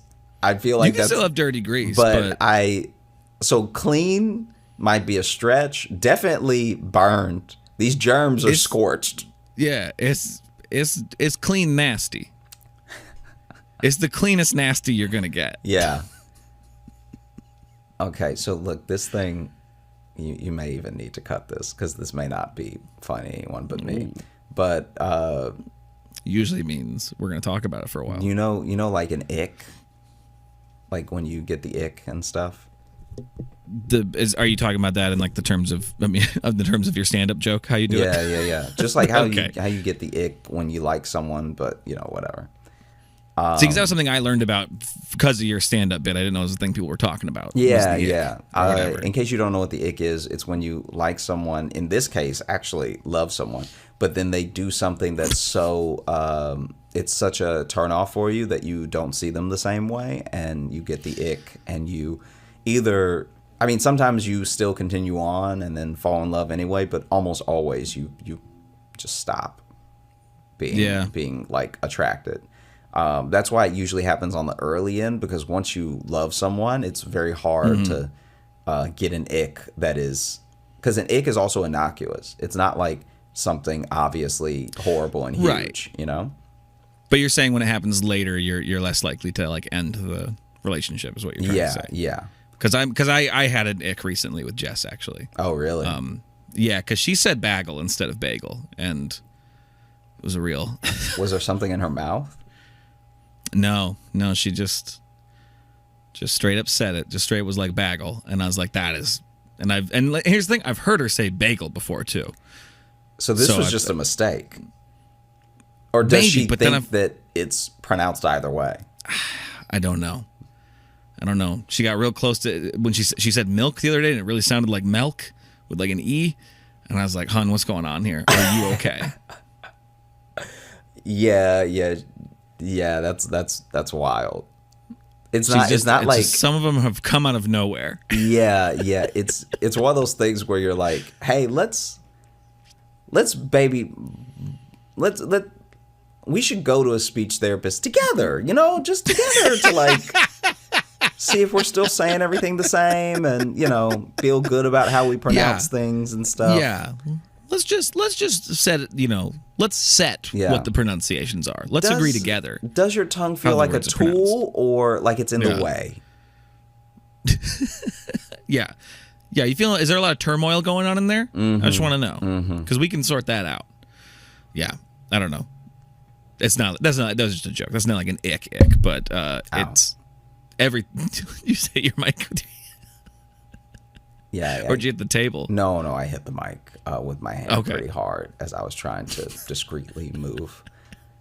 Well, it wasn't that discreet because you went, ow. Yeah, I just had to let it out. So I was trying to be discreet about it, so I looked you in the eye and said, ow. So I was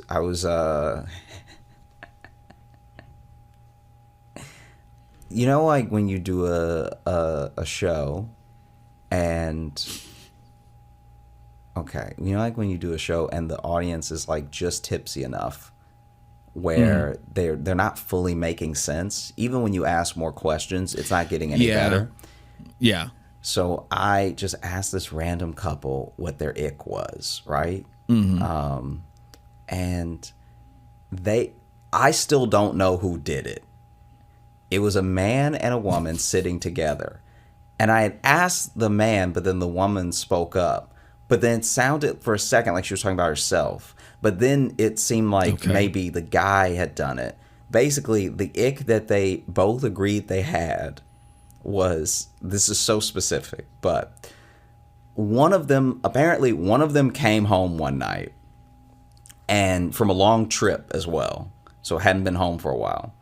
And they come home and their partner, because once again, they were so like drunkenly trying to explain the thing that I could not gather who did what. I even asked them straight up at one point, and then they busted out laughing instead of answering me. One of them came home from a long trip, and their significant other was seated on the floor in front of the TV with just an entire like a tin is the only way to put it, like a baking pan tin, deep like right out of the oven foil of pot pie. And they had clearly been eating the pot pie from the tin on the floor and had gotten through quite a bit of it, like had eaten half of it, you know? But like it's like a full pie, not like a mini one. No, not like a mini pot pie. We're talking about, it shouldn't even be called a pot pie because it's so big. It's like a pot cake. And so they had so much pot pie on them because clearly they were drunk when they did it. So they drunk, like, I don't know how you stay drunk this long because pot pies, like homemade pot pies, take forever, right? Yeah, especially if it's that big, you're going to have to bake it. You're not microwaving that. Or they did. That's why it's so messy, is they broke this thing in half and shoved it in the microwave. And then clearly ruined the microwave because you can't put that much metal in a microwave. Nope. Yeah. And so then they're sitting on the floor with first of all, the spatula is their utensil. So they don't even have a fork or a spoon. They are eating straight from the spatula. They're eating spatula at a time pot pie, right? Mm-hmm. And the pot pie's on the floor. And the thing that kept popping up to me was like the kid in Matilda eating the cake. Because I'm like, you've got a lot of pot pie to get through. Yeah. And they're clearly putting in work. Because it's like half gone or whatever. But they've just got so much pot pie juice spilled on their shirt. And it looks insane. It looks like a grown toddler. Like you're watching this infant. Imagine if that infant now was 150 more pounds. And like middle-aged.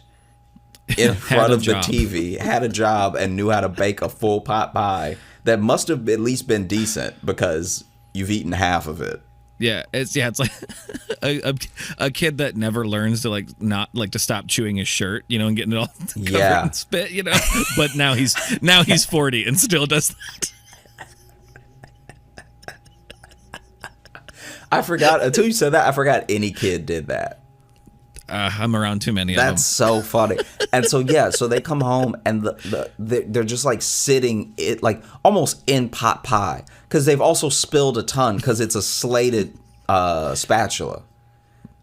So it's like one of the spatulas where like clearly juices are gonna go through. Yeah, yeah. And so there's just like pot pie on the lip. It's like pot pie on their chin. It's all down the shirt. It looks like they jumped in the pot pie. Right, yeah. Like they dove it, and so they're just... They did a slip and slide with pot pie. Yeah, and Popeye slip and slide. Apparently... The game that's sweeping the nation. They're not even sitting like crisscross. They're sitting with legs open with the pie as close to the thighs as they could get it. So they're eating over the pie. but it's also like on the floor. That's why I said the toddler thing, because they look like how a toddler would And eat. this is a couple that's still together. There's a couple that's still together, but then We're together at this point. and and then I'm like, yeah, that's a I'm just gonna walk situation. Like, keep the house, keep everything in it. I'm gonna go. Yeah. Right? Yeah. But the thing that's I'm gonna change my name. Here's my phone. I'm smashing it in front of you so you know not to call me. the thing that's so wild about it is that they were both agreeing, which means whoever did this gave the other person the ick and gave themselves the ick. Because they were both like, oh, this is the most disgusting thing I had ever seen. But one of them did it. Well, and the fact that they were together when it happened, because honestly, to be that drunk and eating a full pot pie like that sounds like one of them got dumped. Yeah, no one should be doing this in a happy life. No, that's not that's not behavior for when you're doing well. Yeah, that's not Just like mentally and emotionally. Hey, my girl's out of town, so you know what the boys go do. Yeah, Full pot pie weekend, okay? we go get nasty with it. All right, we getting baked, and when I say baked, I mean pot pie, baked every day. Okay, God, the boys slurp some gravy. it's gonna be juicy. You gonna be slipping. Yeah, crusty at the top. Getting them veggies in. Yeah. I mean, the boys. Maybe a little bit of stew meat in there just to spice it up, Yeah, just like Grandma used to make. Just the like OG bro. Just like Grandma used to make, except way too much that Grandma never made. She did a reasonable amount. I'm a ball she out. made the right amount. She made the right amount. She was a responsible woman, but not me. But not me. You know what I mean? I got to flex on them. And by flex on them, I mean get so sick that I cannot flex a single muscle, Yeah. Now give me the spatula with the biggest holes in it. Give me the spatula that'll let people know, hey, I eat like a baby. Yeah. These clothes, they don't go in the wash. They go in the fire. Yeah, not my lucky shirt, okay? Nuh-uh. These clothes will not be saved because it's about to get so crazy in here. I'm about to be soaked in pot juice. Shit. All right? We might have to buy a new house. Yeah. For how wild it's going to get this weekend with the pot pies and the boys. Hey, when I say the boys, I do mean just me. I mean me by myself. I have trouble making adult friends. Ooh. Also, pie. Also, we have a carpet, so this living room will be ruined, okay? There's certain decisions you can't make with carpet that I'm going to make anyway, because I'm nice like that. See, now I'm going to go ahead and combine these stories and say that this is how the pie lady who got bullied at the fair reacted. She went home and got drunk and made a pot pie. And made a pot pie and just spilled most of it on herself. Just spilled most of it. Which is also very hot. Like that, like if you burn yourself, have you ever burned yourself with a pot pie before? Sure. I mean, I burned myself with many food. Well, this is my memory. This is why I'm this person's living foul is because when I was little, one of the first things that I used the oven for, because it was a big deal that I was using the oven when I was a little kid, because for so long I was told not to touch it.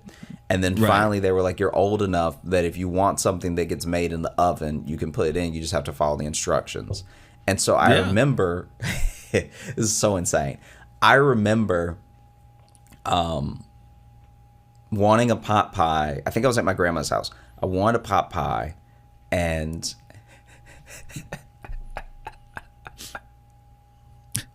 this is so dumb. I wanted a pot pie, and they were like, follow the instructions. So I followed the instructions, and they were watching over me as well to make sure I was like doing it right. Preheated the oven, got it to 400. Took out the pie out of the box, undid the film, everything, and then put the pie in. I was feeling like a big boy, right? And then the oven. Gonna clip that audio to use later.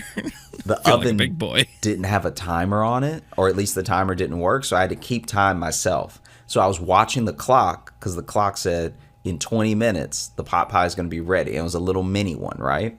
And so I'm just watching, and every so often, I'm even having like, panic attack is a strong word for it, but I'm even having moments of like freaking out because I'll be watching TV and then remember I haven't checked the clock in a while, so I'm like, oh, did I miss it? You know what I mean? Like, because I want the perfect golden brown pot pie to prove that I could use the oven.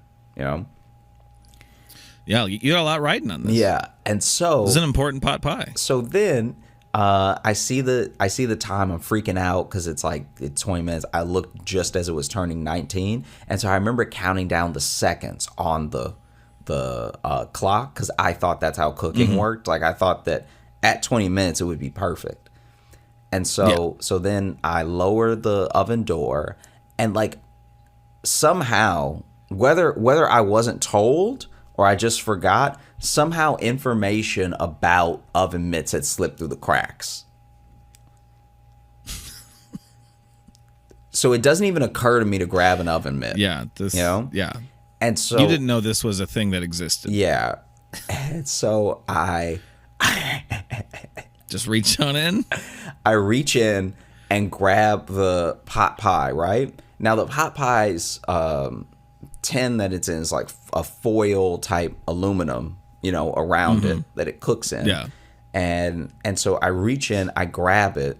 The way that I grab it is I grab with my index finger and just the I guess like inside of my thumb around the foil part, but then I end up putting my thumb in the pie when I'm grabbing it to pull it out. Oh. And so I put my thumb in the pie. I'm burning, like I think my thumb is going to burn off because I didn't realize that it would be this hot. I didn't like finish in my head what cooking, like how to get something out of the oven. And so it's to the point where my finger's already in. And so even in pain, I pull the pot pie out of the oven. Yeah. Like I just rip it out real quick, right? This all happens so fast. It's not like I have a blister or anything. Like my thumb is clearly burned and hurt. And I want to cry because I'm little, but I also don't want to give away that I've made such like an insane mistake. Like as soon as my thumb is in the pie, I realize I've done something horribly wrong. You know this is going to affect your final score. It's going to affect my ability to use the oven, which is also going to affect the snacks that I get. Because sometimes I want something and my grandma didn't feel like making it or didn't feel, so if I can do something myself, I can have it whenever I want. This is a big moment in your life. You're leveling up as a big boy. And so my thumb goes in the piping hot pie, right? That's how I know it's done. Cornered yourself. Is because steam is shooting between my thumb and the pie. And so I rip the pie out. I like set the pie down on the oven door that's all like all the way down. I then realized this is what oven mitts are for. And so I grab the oven mitts and then, grab the pie, put it on the counter and everything. Am nursing my thumb. And this is so devastating. I'm eating the pie later, like I let it cool for a sec because I'm like really hurt. I'm like sitting there like, ooh, and I'm trying to hide it as well because I just don't want anybody to know how badly I messed up, Yeah. And so I'm like really like nursing, but like I'm trying to not let my thumb touch anything while not showing it's hurt. And so then it's time to eat the pie, but I burn the thumb that I eat with normally. So I eat a lot with my left hand. And so I burn my left thumb. The thumb that you eat with, though, makes it sound like you just dip your thumb into things. Oh, yeah. That's how just stab food with my thumb and then into my mouth. Yeah, instead of counting calories, I just eat a thumbful at a time. And then, 100 thumbs and you're full. I eat 100 thumbs a day. And so then I can't now grab the fork because this thumb hurts so bad that I can't like grab the fork and eat the pot pie. And so I use my right hand, which I'm like a left-handed person. And so I am completely missing my mouth. You think eating was an ambidextrous thing? And is for me, it's just clearly not. So I am missing my mouth and burning my lip with hot pot pie. because Yeah. Yeah, there's because I'm just using the wrong hand. Like in a these weird are- way, I don't even know how to hold the fork. No, I know, and the problem is too is it's high stakes. You got high stakes to suddenly be ambidextrous because not only are you trying to show you're a big boy, but what you're wielding is hot, Yeah, and hot so and messy. So it's like this is a lot. This is a lot on a little guy. so I've got one thumb in the air just to cool, right? And then I've got my other thumb on the fork, and I'm just it's crazy. I actually feel like I was in an accident or something. I'm relearning to use my limbs because I've never even tried to eat with my right hand Jeez. before. Yeah, definitely the same thing. No, I'm just saying it's like because I'm trying to eat with my right hand for the first time and hold a fork. Right. It's like not even occurring to me how to do it. Like it's genuinely I have to think about how I would do it with my left, try to mirror it with my right hand, stab the pie, lift it up, and not like fling it into my own face. Right. Yeah. Because the crust is super hard. Mm-hmm. Like if it was just already all broken off, then maybe I'd have a better chance. But the crust is also hard, so I'm not even aware of how much pressure to put on the fork. Like all this is going through my head because I'm like still trying to hide that my thumb is red, by the way. Like Probably quite burned. yeah, Actually. yeah. So I don't have a blister, but my thumb is like it doesn't look like my thumb, you know? Yeah. Yeah. And yeah, no, it was terrible. Wow, some pot pie trauma Yeah, that yeah. you had there. Because then the worst part is that I did all that of like thinking about like calm down, PPSD, Accept pot pie the stress pain. disorder. yeah, accept the pain, know that you can use your right hand to eat. Don't freak out. Yes. All right, this is possible. Turns out a lot of people do it. A lot of people use Yeah. their right hand for eating. And so then I remember I finally got like a respectable forkful of pot pie, right? Some peas, some carrots, a little bit of meat. I was doing it all. And then when I went to put it in my mouth, it burned my tongue. And I was like, I think I'm done for the day. Like I You just walk into your mom, just be like, I should not be trusted with the oven. I'm not ready for the oven. Also, I may need all the doctors because my thumb feels ruined. Yes. I don't know if you can see my thumb bubbling. But that is part of why I think I should not be trusted with the oven. Thank you for this experience. Which I'm but sure gonna say was no really thanks. just to give you a break. Yeah. I'm sure you saw this as a way to do less for me and for me to be more independent. And I'm going to let you know now that no. Yeah. Just going to let you know that I'm going to say no. I'm also going to And throw you- out there that after the thumb thing, I put a Band-Aid on it because in my head, all Band-Aids made things better. Well, that's just child logic. Yeah, a Band-Aid will fix it. But because now, at least when my finger was in the air, I like nothing was touching it, whatever. Now with a Band-Aid on, it's constantly being touched. Like Yeah. like now, anytime I move my head, I'm like, yeah, Yeah, if you put a Band-Aid on it, you feel the blister grow. yeah, yeah. Like you feel it actually from beginning to end Wow, be this created. Band-Aid is getting tight. Yeah. Wow, this was wasn't expecting so much pie drama for this episode, but that's what happens. Hey, real quick before we go, should we open up the mailbag? Yeah, let's do it. I got one thing just because I think this will go perfect with the sentiment of a gun is a social reset for because that's kind of I'd say maybe an emo statement or something. So how about we look at the return of Goth Josh? There we go. It's a new one. This is from Mike, and it's post-apocalyptic Slender Man Goth Josh is what we have. So this one here. Look at that. You look badass in this. How do you feel about this? It is very well drawn. This is wild. It's like something out of Sandman. Yeah. Yeah, this is like truly wild. And then they also put this one down here. It says, I'm not sure if Josh digs Afro Samurai, but here he is. So this must be a different take on it. That one won't enlarge, but... Yeah, wow. Wow. So there you go. A couple different. We'll put those in the video, probably post them on Instagram. But thank you, Mike. Thank you, Mike. Those are both very cool. Those are some gnarly goth Joshes / samurai Joshes / post-apocalyptic Slenderman Joshes. Yeah, that the other one looks like straight out of Samurai Jack. Like, I don't know if I'm a good guy or a bad guy, but I'm in it. Yeah, you're a mysterious figure in the distance watching them or something. Wow. Yeah. Thanks, Mike. And thank you for listening. Well, we had a great time recording. I hope you had a great time listening. Thanks so much for listening to the show.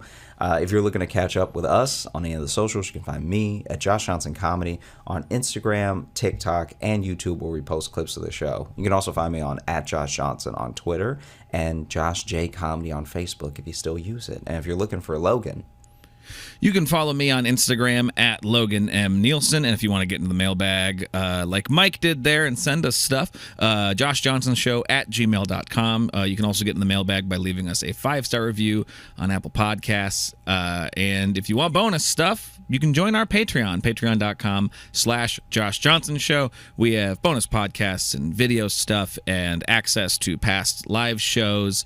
And speaking of live shows, we have one coming up October 16th. It's a Sunday at 6 p.m. Eastern Time. We are doing another one. I can tell you right now, I already plan for that one since it's our October live show. The teased several times throughout the show, the creepy ass dolls that Jess has in our house are probably going to make an appearance at this coming live show, much to mine and Josh's chagrin. Chagrin's one way to put it. We hope you join us for the virtual live, but also that you have a great rest of the day into your weekend. All right? Hey, thanks so much for watching. Please like and subscribe. It really supports the channel. Hit the bell notification because apparently it's the only way YouTube will tell you that something happened. And just tell a friend. That's the biggest thing you could do. Just tell one person in your life that you like, maybe you don't like, that this video happened to you. We release the podcast every Thursday on all the podcast apps, so you should find us there and subscribe on those and comment and leave reviews and whatever on all of them. And also, if you want bonus stuff, you can join our Patreon, patreon.com/JoshJohnsonShow. We have bonus podcasts and videos and stuff there, and we'd love to see you